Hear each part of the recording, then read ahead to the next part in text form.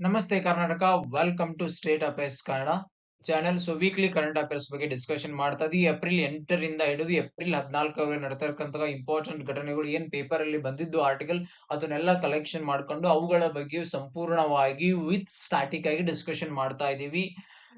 So ನೀವೇನಾದ್ರೂ ನಮ್ಮ YouTube ಚಾನಲ್ಗೆ ಸಬ್ಸ್ಕ್ರೈಬ್ ಮಾಡಿಲ್ಲ ಅಂದ್ರೆ ಪ್ಲೀಸ್ ಡೂ ಸಬ್ಸ್ಕ್ರೈಬ್.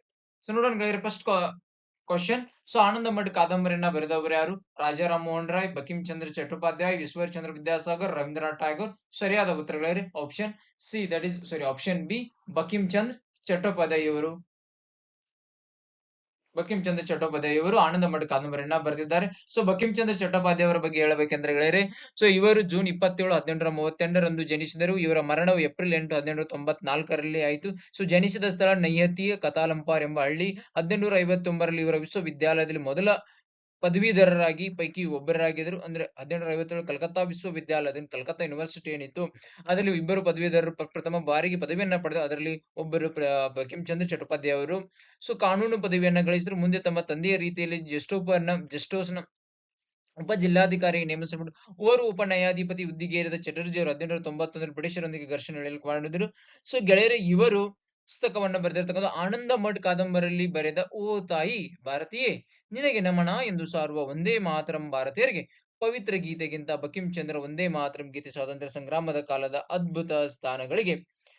ಅದ್ಭುತ ಸಾಹಸಗಳಿಗೆ ಸಹಸ್ರಾರು ಜನರು ತ್ಯಾಗ ಬಲಿದ ಪ್ರೇರಣೆ ನೀಡಿತು. ಸೊ ಇವರು ಗೆಳೆಯರೆ ನೋಡಿ, ಬುದ್ಧಿಗಳೇ ಸಂಪತ್ತು, ಸಮೃದ್ಧಿಗಳ ಸಾಧನೆ, ಸಿದ್ಧಿಗಳ ವಿಕಾಸಕ್ಕೆ ಆಹ್ವಾನ ನೀಡುವ ಚಿರಂತನ ಸ್ಫೂರ್ತಿ ಮಾತ್ರ ಇದು.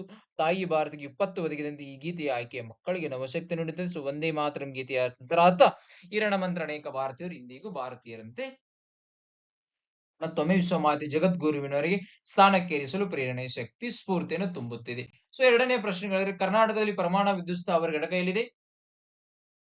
ಬಾಗಲಕೋಟೆ, ಕೈಗಾ, ಬೀದರ್, ಬೆಳಗಾವಿ. ಸರಿಯಾದ ಉತ್ತರ option B, that is Kaiga. So ಕರ್ನಾಟಕದ ಪರಮಾಣು ವಿದ್ಯುತ್ ಸ್ಥಾವರ ಕೈಗಾ ಎಂಬುದು ಪೇಪರ್ ಅಲ್ಲಿ ಅಪಿಯರ್ ಆಗಿತ್ತು. ಸೊ ಜಾಗತಿಕ ದಾಖಲೆ ಪ್ರಸ್ತುತ ಕೈಗಾ ಪರಮಾಣು ಸ್ಥಾವರ 4 ಸ್ಥಾವರಗಳ ಕಾರ್ಯನಿರ್ವಹಿಸುತ್ತದೆ. ಇಲ್ಲಿ 5 ಮತ್ತು 6 ಯೂನಿಟ್ಗಳು. ಸೊ ನೋಡೋಣ ಎಲ್ಲೆಲ್ಲಿ ಭಾರತದಲ್ಲಿ ಎಲ್ಲೆಲ್ಲಿ ನ್ಯೂಕ್ಲಿಯರ್ ಪವರ್ ಪ್ಲಾಂಟ್ಸ್ ಗಳಿದ್ದಾವೆ under the operation in India ಅಂತ ನೋಡಿದ್ರೆ, ಸೊ ರಾಜಸ್ಥಾನದಲ್ಲಿ ಅಟಾಮಿಕ್ ಪವರ್ ಪ್ಲಾಂಟ್ಸ್, ಗುಜರಾತ್ ನಲ್ಲಿ ಇರ್ತಕ್ಕಂಥ ಕಾಕ್ರಾಪರ್ಟ್ ಅಟಾಮಿಕ್ ಪವರ್ ಪ್ಲಾಂಟ್ಸ್, ಮಹಾರಾಷ್ಟ್ರದಲ್ಲಿ ಇರ್ತಕ್ಕಂಥ ತಾರಾಪುರ್ ಅಟಾಮಿಕ್ ಪವರ್ ಪ್ಲಾಂಟ್ಸ್, ಕರ್ನಾಟಕದಲ್ಲಿ ಇರ್ತಕ್ಕಂಥ ಕೈಗಾ ಜನರೆಟಿಕ್ ಸ್ಟೇಷನ್, ತಮಿಳುನಾಡಿನಲ್ಲಿ Kudankulam nuclear power station and Madras atomic power station, ಉತ್ತರ ಪ್ರದೇಶದಲ್ಲಿ ನರೋರಾ ಅಟಾಮಿಕ್ ಪವರ್ ಸ್ಟೇಷನ್. ಇವುಗಳು ನ್ಯೂಕ್ಲಿಯರ್ ಪವರ್ ಪ್ಲಾಂಟ್. ಭಾರತದಲ್ಲಿ ಇರ್ತಕ್ಕಂಥ ನ್ಯೂಕ್ಲಿಯರ್ ಪವರ್ ಪ್ಲಾಂಟ್ ಅಂದ್ರೆ ಪರಮಾಣು ವಿದ್ಯುತ್ ಸ್ಥಾವರಗಳು. ಸೊ ಮುಂದಿನ ಪ್ರಶ್ನೆಯನ್ನ ನೋಡೋಣ. ಮುಜರಾಯಿ ಇಲಾಖೆ ತಿಳಿಸಿದ ಪ್ರಕಾರ ಆದಾಯದಲ್ಲಿ ರಾಜ್ಯದ ಮೊದಲ ದೇವಸ್ಥಾನ ಯಾವುದು? ಕುಕ್ಕೆ ಸುಬ್ರಹ್ಮಣ್ಯ, ಕೊಲ್ಲೂರು ಮೂಕಾಂಬಿಕಾ, ನಂಜನಗೂಡು ಶ್ರೀಕಂಠೇಶ್ವರ, ಸೌದತ್ತಿ ರೇಣುಕಾ ಯಲ್ಲಮ್ಮ. ಆಪ್ಷನ್ ಈಸ್ ಕುಕ್ಕೆ ಸುಬ್ರಹ್ಮಣ್ಯ ಕರ್ನಾಟಕದ ಆದಾಯದಲ್ಲಿ ಅಂದ್ರೆ ಇನ್ಕಮ್ ಏನ್ ಜನರೇಟ್ ಮಾಡ್ತಾ ಇದೆ.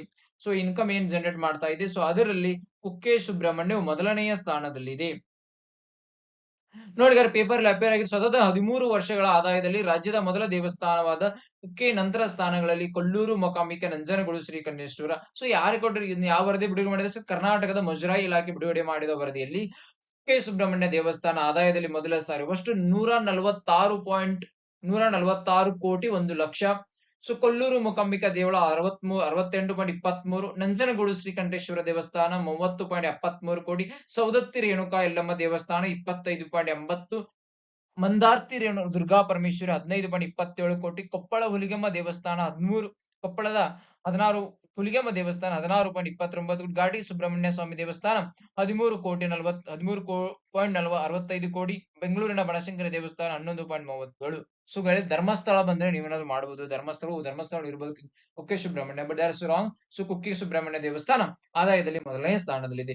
ಸೊ 4ನೇ ಪ್ರಶ್ನೆ, ಭಾರತದ ಪ್ರಥಮ AI engineer Sara Devika Iris Gemini. So ಸರಿಯಾದ ಉತ್ತರಗಳಿವೆ. ಕೇರಳದ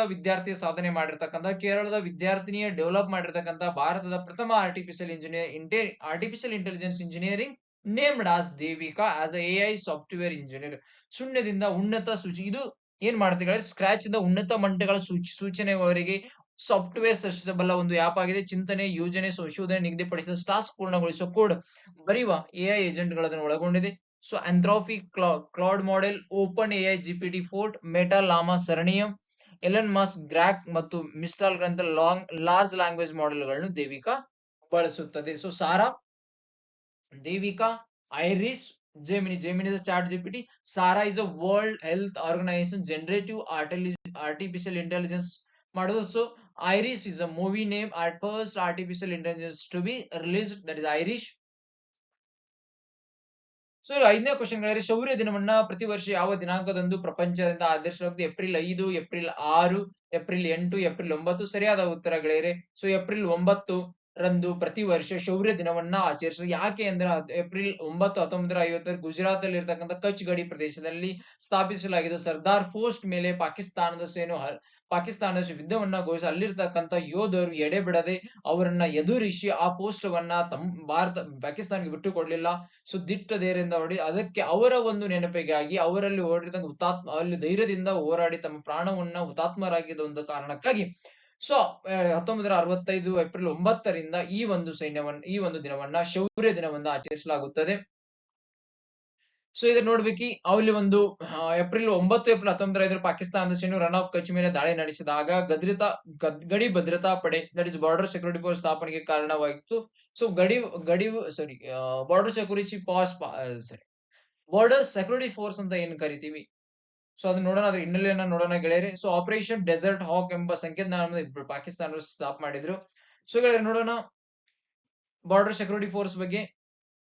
ಸೊ ಗಡಿ ಭದ್ರತಾ ಪಡೆ ಡಿಸೆಂಬರ್ 1, 1950 ಬಾರ್ಡರ್ ಸೆಕ್ಯೂರಿಟಿ ಪಡೆ ಸ್ಥಾಪನೆ ಮಾಡಿದ್ದು ದೇಶದ ಅತಿ ದೊಡ್ಡ ಗಡಿ ಕಾವಲು ಪಡೆಯಾಗಿದೆ. ಪಶ್ಚಿಮದಲ್ಲಿ ಪಾಕಿಸ್ತಾನ ಮತ್ತು ಬಾಂಗ್ಲಾದೇಶದೊಂದಿಗೆ 6300 ಕಿಲೋಮೀಟರ್ ಹೆಚ್ಚು ಅಂತಾರಾಷ್ಟ್ರೀಯ ಗಡಿಯನ್ನ ಹೊಂದಿದೆ.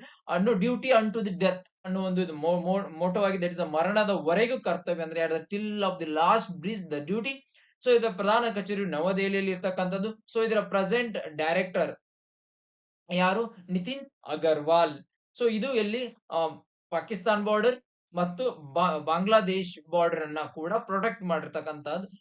ಭಾರತದ ಬಾರ್ಡರ್ ಗಳು ಪಾಕಿಸ್ತಾನ್ ಸೈಡ್ ಮತ್ತು ಬಾಂಗ್ಲಾದೇಶ್ ಸೈಡ್ ಪ್ರೊಟೆಕ್ಟ್ ಮಾಡೋದು. ಸೊ ಇನ್ನೊಂದು ಗೆಳೆಯರು ಯಾವುದು? Indo Tibetan border, Indo Tibetan ITBP border police ಕೂಡ ಆಗಿದೆ. ಸೊ ಇದು ಇನ್ನೊಂದು. ಸೊ ಇದು ಆಯ್ತು. ಸೊ TS-80 ಉಪಗ್ರಹವನ್ನು ಬಾಹ್ಯಾಕಾಶಕ್ಕೆ ಉಡಾವಣೆ ಮಾಡಿದರೆ Tata space X, Skyroot aerospace, Dhruva space, that is space X Falcon 9 rocket ಮೂಲಕ ಅಮೆರಿಕದ ಕೆನಡಿ ಬಾಹ್ಯಾಕಾಶಕ್ಕೆ ಮಾಡಿದೆ. ಸೊ ಇದನ್ನ ಯಾರು ಲಾಂಚ್ ಮಾಡಿದ್ರೆ?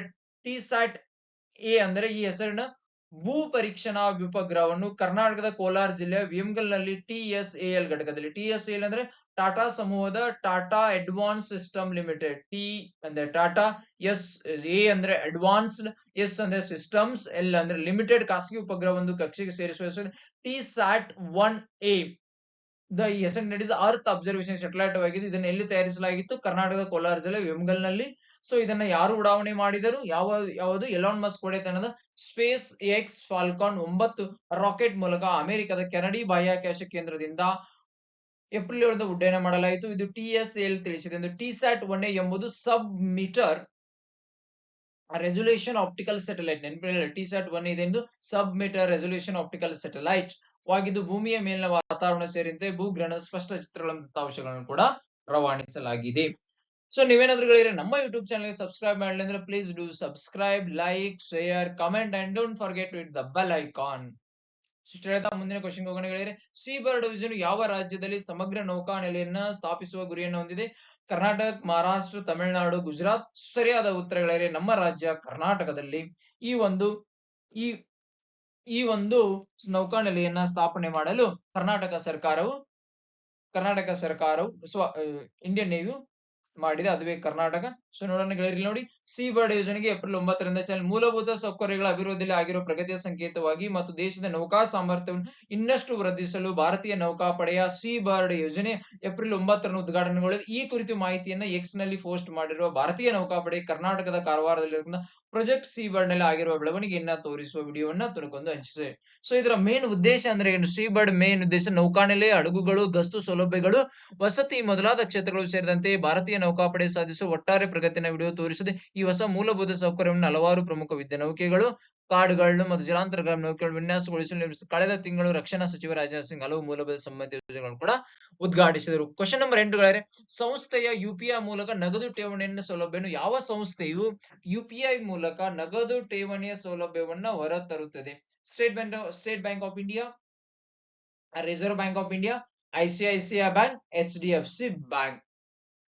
ಸೊ ಸರಿಯಾದ ಉತ್ತರಗಳಿರೋ option B, that is Reserve Bank of India. So ಗೆಳೆಯರು, ಇಲ್ಲಿವರೆಗೆ ಏನಾಗ್ತಾ ಇತ್ತು ಅಂದ್ರೆ, ಇಲ್ಲಿವರೆಗೆ ನಾವು ಕ್ಯಾಶ್ ತಗೊಂಡು ಹೋಗಿ ಎಟಿಎಂ ಮುಂದೆ ನಿಂತ್ಕೊಂಡು ನಮ್ಮ ಎಟಿಎಂ ಕಾರ್ಡ್ ಅನ್ನ ಇನ್ಸರ್ಟ್ ಮಾಡಿದಾಗ ಸೊ ಅದು ಓಪನ್ ಆಗಿ ಅಲ್ಲಿ ಕ್ಯಾಶ್ ನ ಡಿಪಾಸಿಟ್ ಮಾಡ್ತಾ ಇದ್ವಿ.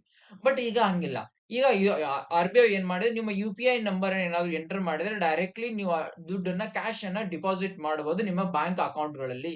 ಸೊ ಆ ಸೌಲಭ್ಯನ ಈಗ ರಿಸರ್ವ್ ಬ್ಯಾಂಕ್ ಆಫ್ ಇಂಡಿಯಾವು ತರ್ತಿದೆ. ಸೊ RBI UPI ಮೂಲಕ ಇನ್ನು ನಗದು ಠೇವಣಿ ಎಟಿಎಂ ಕಾರ್ಡ್ ಅಗತ್ಯವಿಲ್ಲ. So just go and enter your UPI number and deposit your money. So ಅದಕ್ಕೋಸ್ಕರ ತರ್ತಿರ್ತಕ್ಕಂಥ. So UPI is under work under National Payment Corporation of India Unified Payment Interface. So unified UPI is become one of the important nowadays. So some of the UPI ಕೂಡ apply ಮಾಡ್ಕೊಳ್ಳೋದು ತುಂಬಾ ರಾಷ್ಟ್ರಗಳು ಕೂಡ ಇದೆ. ಸದ್ಯದಲ್ಲಿ ಒಂದು ಯಾವ ರಾಷ್ಟ್ರವು ತನ್ನ ಭಾರತದ UPI ಸೇವೆಯನ್ನ ಬಳಸಲು ಒಪ್ಪಿಗೆ ನೀಡಿದೆ ಎಂಬುದು ನೀವು ಕಮೆಂಟ್ ಸೆಕ್ಷನ್ ಅಲ್ಲಿ ಕಮೆಂಟ್ ಮಾಡಿ. ಸರಿಯಾದ ಉತ್ತರ ನಾನು ಕೊಡ್ತೀನಿ. ಸೊ ನೀವು ಅಂಡರ್ಸ್ಟ್ಯಾಂಡ್ ಮಾಡ್ಕೊಳ್ಳಿ, that's correct answer. So next question ನೋಡಿದ್ರೆ, ಏರ್ ಇಂಡಿಯಾ ಮತ್ತು BEML ಭಾರತ್ BIAL ಅಂದ್ರೆ ಬೆಂಗಳೂರು ಇಂಟರ್ನ್ಯಾಷನಲ್ ಏರ್ಪೋರ್ಟ್ ಲಿಮಿಟೆಡ್ ಯಾವ ವಿಮಾನ ಸಂಸ್ಥೆಯೊಂದಿಗೆ ವಿಮಾನ ನಿಲ್ದಾಣವನ್ನ ಅಭಿವೃದ್ಧಿಪಡಿಸಲು ಒಪ್ಪಂದಕ್ಕೆ ಸಹಿ ಹಾಕಿದೆ? ಸೊ ಬೆಂಗಳೂರು ವಿಮಾನ ನಿಲ್ದಾಣ, ದೆಹಲಿ ವಿಮಾನ ನಿಲ್ದಾಣ, ಮುಂಬೈ ವಿಮಾನ ನಿಲ್ದಾಣ, ಚೆನ್ನೈ ವಿಮಾನ ನಿಲ್ದಾಣ. ಸರಿಯಾದ ಉತ್ತರಗಳು ಏರ್ ಇಂಡಿಯಾ ಮತ್ತು BIAL ಸಹಿ. ಬೆಂಗಳೂರು ಪ್ರಮುಖ ವೈಮಾನಿಕ ಕೇಂದ್ರವನ್ನಾಗಿ ಅಭಿವೃದ್ಧಿಪಡಿಸಲು ಒಪ್ಪಂದಕ್ಕೆ so Bengaluru international authority of Bengaluru international Bengaluru international airport limited ದಕ್ಷಿಣ ಭಾರತದ ಪ್ರಮುಖ ವಾಯುಮಾನ ಕೇಂದ್ರವಾಗಿ ಬೆಂಗಳೂರನ್ನು ಅಭಿವೃದ್ಧಿಪಡಿಸುವ ಒಪ್ಪಂದಕ್ಕೆ ಸಹಿ ಹಾಕಿದ್ದು ಮುಂದಿನ ಕೆಲವು ವರ್ಷಗಳಲ್ಲಿ ಭಾರತಕ್ಕೆ ಮತ್ತು ಭಾರತದಿಂದ ವಿಮಾನಯಾನ ಸಂಪರ್ಕವನ್ನ ಹೆಚ್ಚಿಸುವ ಗುರಿಯನ್ನ ಹೊಂದಿದೆ ಎಂದು ವಿಮಾನಯಾನ ಪತ್ರಿಕಾ ಪ್ರಕಟಣೆಯಲ್ಲಿ ತಿಳಿಸಿದೆ. ಸೊ ಏರ್ ಇಂಡಿಯಾ ಮತ್ತು ಮುಂದಿನ 5 ವರ್ಷಗಳಲ್ಲಿ ಅಂತಾರಾಷ್ಟ್ರೀಯ ಸಂಪರ್ಕ ಕಾರ್ಯಾಚರಣೆಯ ದಕ್ಷತೆ ಮತ್ತು ಪ್ರಯಾಣಿಕರ ಅನುಕೂಲವನ್ನು ಹೆಚ್ಚಿಸಲು ಸಹಕರಿಸಿದ್ದು. ಇದು ಬೆಂಗಳೂರಿನ ಕೆಂಪೇಗೌಡ ಅಂತಾರಾಷ್ಟ್ರೀಯ ವಿಮಾನ ನಿಲ್ದಾಣದಿಂದ ಗುಂಪಿನ ಉಪಸ್ಥಿತಿಯನ್ನು ಬಲಪಡಿಸುವುದು ಒಳಗೊಂಡಿದೆ. ವರ್ಧಿತ ನೆಟ್ವರ್ಕ್ ಮೂಲಕ ಮತ್ತು Tata groups airlines, air India ಮತ್ತು ವಿಸ್ತಾರ ಪ್ರೀಮಿಯಂ ಮತ್ತಲ್ಲದೆ ಪ್ರಯಾಣಿಕರಿಗೆ ಮೀಸಲಾದ ದೇಶೀಯ ವಿಶ್ರಾಂತಿ ಕೋಣೆಯನ್ನು ಸ್ಥಾಪಿಸುವುದು ಪತ್ರಿಕೆ. ಸೊ ಏರ್ ಇಂಡಿಯಾ ಮುಖ್ಯ ಕಾರ್ಯನಿರ್ವಾಹಕ ಅಧಿಕಾರಿ CEO ಮತ್ತು ಮ್ಯಾನೇಜಿಂಗ್ ಡೈರೆಕ್ಟರ್ ಯಾರು? Campbell union. ಹಾಗಾದ್ರೆ BIML ನ ಮೇನ್ ಡೈರೆಕ್ಟರ್ ಮತ್ತು ವಿಮಾನ ನಿಲ್ದಾಣದ ಡೈರೆಕ್ಟರ್ ಮತ್ತು CEO ಯಾರು? ಹರಿ ಮರಾರ್ ಮಾತನಾಡಿ ಹೇಳಿದ್ದಾರೆ. ಸೊ ಬೆಂಗಳೂರು ಇದು ಒಟ್ಟು ಎಷ್ಟು 1200 ಹೊಸ ಹುದ್ದೆಗಳನ್ನ ಸೃಷ್ಟಿಸಲಿದೆ. ಸೊ ಈ ತರ question. BIAL sir Bengaluru international airport limited ಯಾವ ಸಂಸ್ಥೆಯೊಂದಿಗೆ ಬೆಂಗಳೂರು ವಿಮಾನ ನಿಲ್ದಾಣ ಪ್ರಮುಖ ಕೇಂದ್ರವನ್ನು ಅಭಿವೃದ್ಧಿಪಡಿಸಲು ಒಪ್ಪಂದಕ್ಕೆ ಸಹಿ ಹಾಕಿದೆ ಎಂಬ ಈ ತರ ಪ್ರಶ್ನೆ ಕೇಳಬಹುದು. ಅದು that is air India. So next question Jyotiba Phule ಅವರು ಯಾರ ಕೋರಿಕೆಯ ಮೇರೆಗೆ 1874 ಮುಂಬೈನಲ್ಲಿ ಸತ್ಯಶೋಧಕ ಸಮಾಜದ ಶಾಖೆಯನ್ನು ತೆರೆದರು? That is Krishnarao Balekar. That is Balekar. ನೋಡಿ, ಸಮಾನತೆ ಹರಿಕಾರ ಮಹಾತ್ಮ ಜ್ಯೋತಿರಾವ್ ಫುಲೆ. ಇವರ ಜನನ 11/4/1827, ಮರಣ 28/11/2019. ಬನ್ನಿ ನೋಡಿ ಇವರ ಬಯೋಗ್ರಫಿ, ಇವರ ಒಂದು ಡೀಟೇಲ್ ಬಗ್ಗೆ. ಸೊ ಜ್ಯೋತಿರಾವ್ ಗೋವಿಂದರಾವ್ ಫುಲೆ ಇವರ ಸಂಪೂರ್ಣ ಹೆಸರು. ಇವರ ಜನನವು 1827 ಏಪ್ರಿಲ್ 11ರಂದು ಜನಿಸಿದರು. ಇವರು ಕೃಷಿಕ ಜಾತಿಗೆ ಸೇರಿದವರಾಗಿದ್ದರು. ಇವರು ಯಾರಿಂದ ಪ್ರಭಾವಿತಗೊಂಡರು? ಯಾವ ಪುಸ್ತಕದಿಂದ ಪ್ರಭಾವಿತಗೊಂಡ್ರೆ ಪುಸ್ತಕ ದಿ ರೈಟ್ಸ್ ಆಫ್ ಮ್ಯಾನ್ ಬರೆದಿರುವರು ಥಾಮಸ್ ಪೈನ್ ಮತ್ತು ಛತ್ರಪತಿ ಶಿವಾಜಿ ಮಹಾರಾಜ್ ಅವರದ್ದು ಕೂಡ ಇವರು ಪ್ರಭಾವವನ್ನ ಪಡೆದುಕೊಂಡು ಸಾಮಾಜಿಕ ಅನಿಷ್ಟಗಳನ್ನು ಎದುರಿಸಲು ಏಕೈಕ ಪರಿಹಾರವೆಂದರೆ ಮಹಿಳೆಯರು ಮತ್ತು ಕೆಲ ಜಾತಿಗಳ ವ್ಯಕ್ತಿಗಳವರಿಗೆ ಜ್ಞಾನೋದಯವನ್ನ ಮೂಡಿಸುವುದು. ಅವರಲ್ಲಿ ಇರ್ತಕ್ಕಂಥ ಒಂದು ಬಿಲ್ಡಿಂಗ್ ರ್ಯಾಷನಾಲಿಟೀಸ್ ಇಂದ ದೇರಿಂದ ಅವರು ಸಂಪೂರ್ಣವೇನಿದ್ದಾರೆ. ಸೊ ಅದಕ್ಕಾಗಿ 1848ರಲ್ಲಿ ಮಹಾರಾಷ್ಟ್ರದ ಪುಣೆಯಲ್ಲಿ ಪ್ರಥಮ ಬಾರಿಗೆ ಹೆಣ್ಣು ಮಕ್ಕಳ ಶಾಲೆಯನ್ನು ಅವರ ಮಡದಿಯಾದ ಅವರ ಧರ್ಮಪತ್ನಿಯಾದ ಸಾವಿತ್ರಿಬಾಯಿ ಫುಲೆ ಅವರೊಂದಿಗೆ ಈ ಶಾಲೆಯನ್ನ ಪ್ರಾರಂಭಿಸಿದರು. ಪ್ರಪ್ರಥಮ ಬಾರಿಗೆ ಮಹಾರಾಷ್ಟ್ರದಲ್ಲಿ ಪ್ರಪ್ರಥಮ ಬಾರಿಗೆ ಗ್ರಂಥಾಲಯವನ್ನ ಸ್ಥಾಪನೆ ಮಾಡಿದ ವ್ಯಕ್ತಿ. ಮಹಾರಾಷ್ಟ್ರದಲ್ಲಿ ಪ್ರಥಮ ಬಾರಿಗೆ ರಾತ್ರಿ ಶಾಲೆಯನ್ನು ಕೂಡ ಪ್ರಾರಂಭಿಸಿದರು. ಫುಲೆ ಅವರು ಬಾಲ್ಯ ವಿವಾಹವನ್ನು ಕಟುವಾಗಿ ವಿರೋಧಿಸಿದರು ಮತ್ತು ವಿಧವಾ ಪುನರ್ವಿವಾಹವನ್ನ ಬೆಂಬಲಿಸಿದರು. ಸೊ ಶಿಶು ಹತ್ಯೆ ತಡೆಯಲು ಚೈಲ್ಡ್ ಇನ್ಫ್ಯಾಂಟಿಯಲ್ ಸೂಸೈಡ್ ಏನು ಕರಿತೀವಿ ನಾವು, ಶಿಶು ಹತ್ಯೆ ತಡೆ ಕೇಂದ್ರವನ್ನು ಏನು ಕರಿತೀವಿ. ಸೊ ವಿಧವಾ ಆದಂತವ್ರು ಅವರಿಗೆ ಅವ್ರ ಹೆಣ್ಣು ಮಕ್ಕಳಿಗೆ ಒಂದು ಆರೈಕೆಯನ್ನ ಮಾಡಲು ಶಿಶು ಹತ್ಯೆ ತಡೆ ಕೇಂದ್ರವನ್ನು 1869 ಇವರು ಸ್ಥಾಪನೆ ಮಾಡಿದರು. ಸೊ ಇವರು ಬರೆದಿರ್ತಕ್ಕಂಥ ಪುಸ್ತಕಗಳು 1850 ಧರ್ಮ ತೃತೀಯ ರತ್ನ, 1869 ಶಿವಾಜಿಯ ಜೀವನ, 1879 ಗುಲಾಮಗಿರಿ, 1883 ರೈತನ ಚಾಟಿ, ನೆಕ್ಸ್ಟ್ ಕ್ವಶನ್ ಇಶಾರ್ ಮತ್ತು ಸಾರ್ವಜನಿಕ ಸತ್ಯ ಧರ್ಮ. ಸೊ ಇವರು 1877 ದೀನಬಂಧು ವಾರಪತ್ರಿಕೆಯನ್ನ ಕೂಡ ಸ್ಥಾಪಿಸಿದರು. ಫುಲೆ ಇತಿಹಾಸ ಚಾಲಿತರು ಆರ್ಯ ಇನ್ವೇಜನ್ ಥಿಯರಿಯನ್ನ ಆರ್ಯ ಇನ್ವೇಜನ್ ಥಿಯರಿ ಕ್ವಶನ್ ಮಾಡಿದ್ರು ಇವರು. ಸೊ ಹೂ ಕ್ವಶನ್ ಇದೆ ಆರ್ಯ ಇನ್ವೇಜನ್ ಥಿಯರಿ ಎಂಬ ಪ್ರಶ್ನೆ ಏನಾದ್ರು ಬಂದ್ರೆ that is Jyotirao Govinda Rao Phule, that is Jyotiba Phule. So ಇವರು ಸತ್ಯಶೋಧಕ ಸಮಾಜವನ್ನು ಸ್ಥಾಪನೆ ಮಾಡಿದ್ರು 24 ಸೆಪ್ಟೆಂಬರ್ 1873 ಪುಣೆಯಲ್ಲಿ. ಸೊ ಮಹಿಳೆಯರು, ಶೂದ್ರರು ಮತ್ತು ದಲಿತರು ಏನವರು ಅಂಡರ್ಮೈಂಡ್ ಆಗಿರ್ತವೆ. ಸೊ ಅವರನ್ನ ಇವರು ಅಪ್ಲಿಫ್ಟ್ ಮಾಡಲು ಇವ್ರ ಕೇಂದ್ರೀಕರಣ, ಇವರು ಸಮಾಜದಲ್ಲಿ ಇರ್ತಕ್ಕಂಥ ವಿಗ್ರಹಾರಾಧನೆ, ಮೂರ್ತಿ ಪೂಜೆ ಅಂತ ಏನ ಕರೆದು ವಿರೋಧನೆ ಮಾಡಿದ್ರು ಮತ್ತು ಜಾತಿ ವ್ಯವಸ್ಥೆನ ಬಲವಾಗಿ ಖಂಡಿಸಿದ್ರು. ಸತ್ಯಶೋಧಕ ಸಮಾಜವು ತರ್ಕಬದ್ಧ ಚಿಂತನೆಯ ಪ್ರಚಾರಕ್ಕಾಗಿ ಪ್ರಚಾರ ಮಾಡಿತು ಮತ್ತು ಪುರೋಹಿತರಿಗೆ ಅಗತ್ಯವಿಲ್ಲ ಎಂಬುದನ್ನು ತಿರಸ್ಕಾರ ಮಾಡಿತು. ಸೊ ಇವು ಮಾನವನ ಯೋಗಕ್ಷೇಮ, ಸಂತೋಷ, ಏಕತೆ, ಸಮಾನತೆ ಮತ್ತು ಸುಲಭವಾದ ಧಾರ್ಮಿಕ ತತ್ವಗಳು ಆಚರಣಾ ಆದರ್ಶವನ್ನು ಫುಲೆ ಅವರು ಸತ್ಯಶೋಧಕ ಸಮಾಜವನ್ನು ಸ್ಥಾಪಿಸಿದರು. ಫುಲೆ ಮೂಲದ ದೀನಬಂಧು ಎಂಬ ಪತ್ರಿಕೆಯನ್ನು ಕೂಡ ಸಮಾಜ.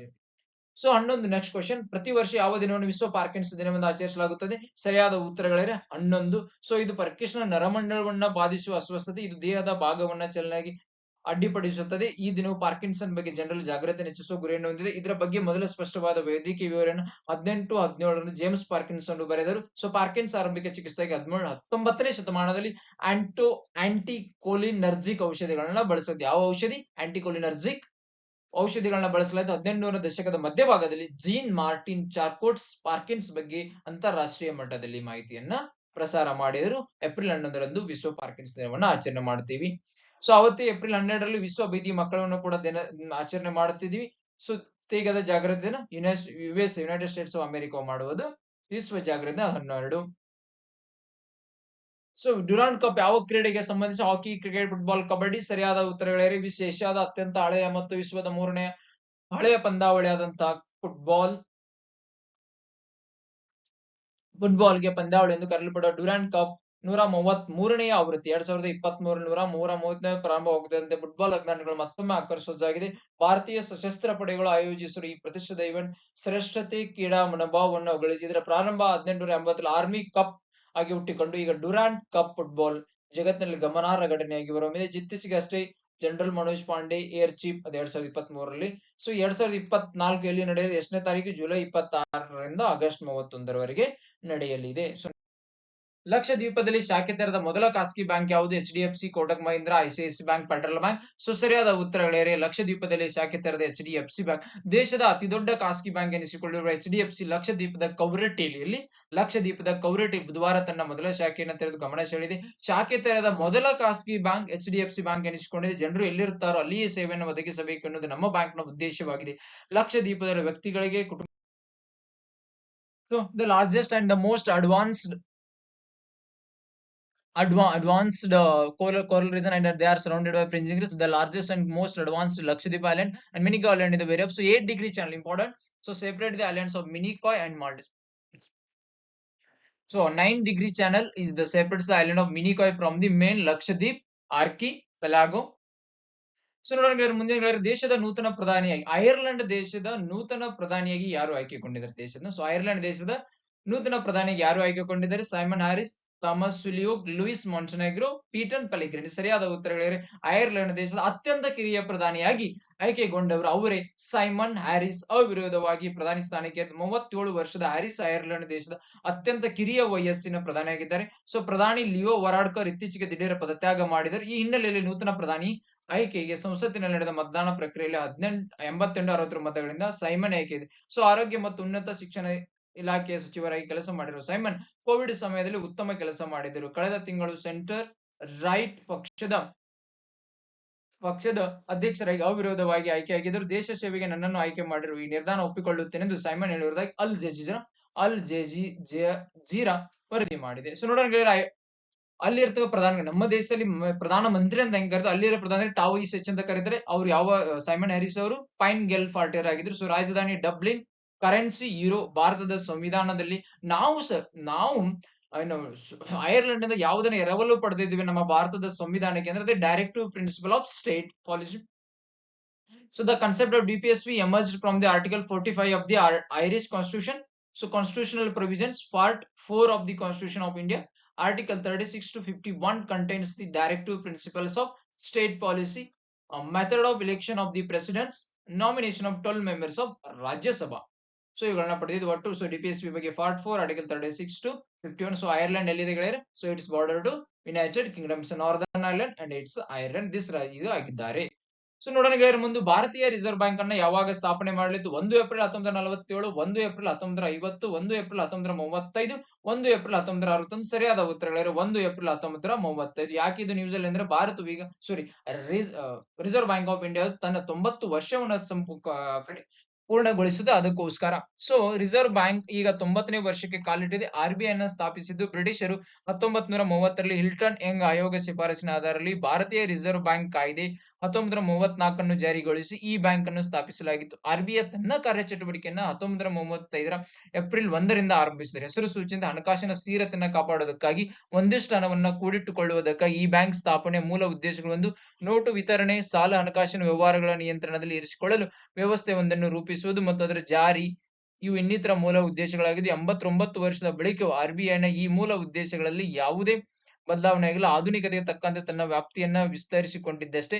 ಬ್ರಿಟಿಷ್ ಸರ್ಕಾರ ವ್ಯವಹಾರಗಳನ್ನು ನೋಡಿಕೊಳ್ಳುತ್ತಿದ್ದ RBI ಸ್ವಾತಂತ್ರ್ಯ ನಂತರ ಜನರ ಹಿತಾಸಕ್ತಿಯ ಕೆಲಸ ನಿರ್ವಹಿಸುತ್ತದೆ. ಖಾಸಗಿ ಷೇರುದಾರರು ಬ್ಯಾಂಕ್ ಆಗಿದ್ದ RBI 1949ರಲ್ಲಿ ರಾಷ್ಟ್ರೀಕರಣಗೊಂಡಿದ್ದು ಕಾಲ ಕಾಲಕ್ಕೆ ಹಣಕಾಸಿನ ನೀತಿಗಳನ್ನ ರೂಪಿಸುತ್ತಾ ಬ್ಯಾಂಕ್ಗಳು ಬ್ಯಾಂಕ್ ಆಗಿ ದೇಶದ ಇಡೀ ಆರ್ಥಿಕ ವ್ಯವಸ್ಥೆಯ ಕೇಂದ್ರವಾಗಿ ಆರ್ಥಿಕತೆಯ ಆಧಾರವಾಗಿ RBI ನ ಕೆಲಸ ನಿರ್ವಹಿಸುತ್ತದೆ. ಸರ್ ಓಸ್ಬೋರ್ನ್ ಸ್ಮಿತ್ ಅವರು RBI ನ ಮೊದಲ ಗವರ್ನರ್. ಅಲ್ಲಿಂದ ಇಲ್ಲಿಯವರೆಗೆ ಸುಮಾರು 24 ಗವರ್ನರ್ಗಳು ಕಾರ್ಯನಿರ್ವಹಿಸುತ್ತಿದ್ದಾರೆ. ಶಕ್ತಿದಾಸ್ ಅವರು RBI ನ 25ನೇ ಗವರ್ನರ್. RBI ಕಾರ್ಯಗಳನ್ನು ನಿರ್ಧರಿಸುವುದು ಮತ್ತು ನಿರ್ದೇಶಕರ ಮಂಡಳಿ, ಗವರ್ನರ್ ಸೇರಿದಂತೆ ನಿರ್ದೇಶಕರ ಮಂಡಳಿಯನ್ನು ನೇಮಿಸುವುದು ಕೇಂದ್ರ ಸರ್ಕಾರ. ಬ್ರಿಟಿಷ್ ಸರ್ಕಾರದ ವ್ಯವಹಾರಗಳಿಗಾಗಿ ಸೀಮಿತವಾಗಿದ್ದ RBI ಬರುಬರುತ್ತಾ ತನ್ನ ಕಾರ್ಯವ್ಯಾಪ್ತಿಯನ್ನ ಬದಲಾಯಿಸಿಕೊಂಡಿದೆ, ವಿಸ್ತರಿಸಿಕೊಂಡಿದೆ. ಸ್ವಾಯತ್ತ ಸಂಸ್ಥೆಗೆ ಜನರ ಏಳಿಗೆಯಾಗಿ ಕೆಲಸ ಮಾಡುತ್ತಾ ಬಂದಿದೆ. ಕೇಂದ್ರ ಸರ್ಕಾರದಿಂದ ನೇಮಕವಾದರೂ ಕೇಂದ್ರ ಸರ್ಕಾರ ವಿರುದ್ಧ ಮಾತನಾಡಬಹುದೆಂದು ಸ್ವಾಯತ್ತತೆಯನ್ನು RBI ಈಗಲೂ ಉಳಿಸಿಕೊಂಡಿದೆ ಎನ್ನುವುದು ಚರ್ಚಾ ವಿಷಯ. ಬ್ರಿಟಿಷರ ಕೈಯಲ್ಲಿ 12 ವರ್ಷ RBI ಕಾರ್ಯನಿರ್ವಹಿಸಿದೆ. ಸ್ವಾತಂತ್ರ್ಯ ನಂತರ ಹಲವು ಪಕ್ಷಗಳ ಸರ್ಕಾರ ಅಧೀನದಲ್ಲಿ ಇದು ಕಾರ್ಯವನ್ನು ನಡೆಸಿದೆ. 1938ರ ಮೊದಲ ಬಾರಿಯೇ RBI ನೋಟುಗಳನ್ನ ವಿತರಿಸಿತು. 1940ರಲ್ಲಿ ಮೀಸಲು ಚಿನ್ನದ ನಿಧಿ ಹೊರತಾದ ನೋಟು ಮುದ್ರಣ RBI ನಡೆಸಿತು. 1949ರಲ್ಲಿ ಬ್ಯಾಂಕಿಂಗ್ ಕಂಪನಿ ಕಾಯ್ದೆ ಜಾರಿಯಡಿ RBIಗೆ ಸ್ಟ್ಯಾಟ್ಯೂಟರಿ ಬಾಡಿ ಎಂಬ ಅಧಿಕಾರವನ್ನ ನೀಡಿತು. 1960ರಿಂದ 1971ರ ಅವಧಿಯಲ್ಲಿ ಪಂಚವಾರ್ಷಿಕ ಯೋಜನೆ ಘೋಷಣೆ ಆಯಿತು. ಭಾರತೀಯ ಸ್ಟೇಟ್ ಬ್ಯಾಂಕ್ ಸ್ಥಾಪನೆ. ಇವತ್ತು ಬ್ಯಾಂಕ್ ರಾಷ್ಟ್ರೀಕರಣಗೊಂಡ ದಿವಸ. ಇವತ್ತು ರೆಕಾರ್ಡ್ ವಿಡಿಯೋ ಮಾಡ್ತಿದೀವಲ್ಲ, ನಾನು ವಿಡಿಯೋ ರೆಕಾರ್ಡ್ ಮಾಡಿ ಇವತ್ತು. ಈ ಕಾಲಘಟ್ಟದ ಪ್ರಮುಖ ಬೆಳವಣಿಗೆ ಬ್ಯಾಂಕ್ಗಳು ನಗರ ಕೇಂದ್ರಿತವಾಗಿದೆ, ಗ್ರಾಮೀಣ ಭಾಗಕ್ಕೂ ಎಟುಕುವಂತಾಯ್ತು. ಆ ಮೂಲಕ ಬ್ಯಾಂಕಿಂಗ್ ವ್ಯವಹಾರಗಳಲ್ಲಿ ಜನರು ಪಾಲ್ಗೊಳ್ಳಿಕ್ಕೆ ಅಧಿಕವಾಯಿತು. ನೋಟು ಮುದ್ರಣ ಮಾಡಬೇಕು ಅಂತ ಆದ್ರೆ ಕನಿಷ್ಠ 40% ಚಿನ್ನ ಮೀಸಲು ಇರಬೇಕಿತ್ತು. ಎರಡನೇ ಪಂಚವಾರ್ಷಿಕ ಯೋಜನೆ ಕಾಲಘಟ್ಟದಲ್ಲಿ ಮೀಸಲು ನಿಧಿಯನ್ನ ಸಡಿಸಲಾಯಿತು. 1957ರಲ್ಲಿ ಈ ಮೀಸಲ ಪ್ರಮಾಣವನ್ನು ಮತ್ತಷ್ಟು ಸಡಿಸಲಾಯಿತು. 1953 ಭಾರತೀಯ ಸ್ಟೇಟ್ ಬ್ಯಾಂಕ್ ಕಾಯ್ದೆಯು ಈ ಕಾಲಘಟ್ಟದ ಮುಖ್ಯ ಬೆಳವಣಿಗೆ. ಪ್ರಾದೇಶಿಕವಾಗಿದ್ದ ಹಲವು ಬ್ಯಾಂಕ್ಗಳು ಸ್ಟೇಟ್ ಬ್ಯಾಂಕ್ ಅಧೀನಕ್ಕೆ ಬಂದು 1960ರಿಂದ 1971ರ ಅವಧಿಯಲ್ಲಿ RBI ಹಲವು ಸಾಂಸ್ಥಿಕ ಬದಲಾವಣೆಗಳಾಯಿತು. ಅದು ಇಂಪಾರ್ಟೆಂಟ್ ಅಲ್ಲ. ನೋಡಿ 1969ರಲ್ಲಿ 14 ವಾಣಿಜ್ಯ ಬ್ಯಾಂಕ್ಗಳು ಕಮರ್ಷಿಯಲ್ ಬ್ಯಾಂಕ್ ರಾಷ್ಟ್ರೀಕರಣ ಆಯಿತು. ಅಂದಿನ ಕೇಂದ್ರ ಸರ್ಕಾರ ಪ್ರಮುಖ ನಿರ್ಧಾರ. ಇದು ಕೂಡ RBI ನ ಕಾರ್ಯವ್ಯಾಪ್ತಿಯನ್ನು ಹೆಚ್ಚಿಸಿತು. ಬ್ಯಾಂಕ್ಗಳು ಹೆಚ್ಚು ಜನಸ್ನೇಹಿ. 1974 ವಿದೇಶಿ ವಿನಿಮಯ ನಿಯಂತ್ರಣ ಕಾಯ್ದೆ ಜಾರಿಗೊಂಡಿತು. ವಿದೇಶಿ ವಿನಿಮಯ ನಿಯಂತ್ರಣದ ಹೊಣೆಯನ್ನು RBIಗೆ ನೀಡಿತು. ಗ್ರಾಮೀಣ ಬ್ಯಾಂಕ್ಗಳನ್ನ 1975ರಲ್ಲಿ ಸ್ಥಾಪಿಸಲಾದ 20 ಅಂಶದ ಕಾರ್ಯಕ್ರಮದ ಅಡಿಯಲ್ಲಿ ಈ ಬೆಳವಣಿಗೆ ನಡೆಯಿತು. ಈ ಮೂಲಕ ಅತ್ಯಂತ ಕುಗ್ರಾಮದ ಜನರು ಕೂಡ ಬ್ಯಾಂಕಿಂಗ್ ವ್ಯವಸ್ಥೆ ಭಾಗವಹಿಸಿದರು. 1991 ಭಾರತದ ಮಟ್ಟಿಗೆ ಪ್ರಮುಖವಾದ ಘಟ್ಟ. ಭಾರತೀಯ ಜಾಗತೀಕರಣಗೊಂಡಿತು. ಭಾರತದ ಬ್ಯಾಂಕ್ಗಳು ಜಾಗತೀಕರಣಗೊಳ್ಳಬೇಕಾಯಿತು. 1999 ಡೆಬಿಟ್ ಕಾರ್ಡ್ ಅನ್ನ ಬ್ಯಾಂಕ್ಗಳು ವಿತರಿಸಲು ಆರಂಭಿಸಿತು. ಬ್ಯಾಂಕ್ಗಳು ಮಾತ್ರವಲ್ಲ, ದೇಶದ ಆರ್ಥಿಕತೆಯನ್ನು ಪ್ರಭಾವಿಸುವ ಕೇಂದ್ರ ಸರ್ಕಾರ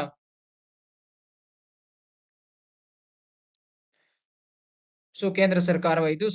ನೋಡಿ ಗೆಳೆಯರೆ, ಡಿವಿಷನ್ ಬ್ಯಾಂಕ್ ಅನ್ನು ಮಾಡಿದ್ರೆ ಬ್ಯಾಂಕ್ಗಳ ಬ್ಯಾಂಕ್ RBIಗೆ ಬ್ಯಾಂಕ್ಗಳ ಬ್ಯಾಂಕ್ ಅಂತ ಬ್ಯಾಂಕ್ಸ್ ಆಫ್ ಬ್ಯಾಂಕ್ ಅಂತ ಕರಿತೀವಿ.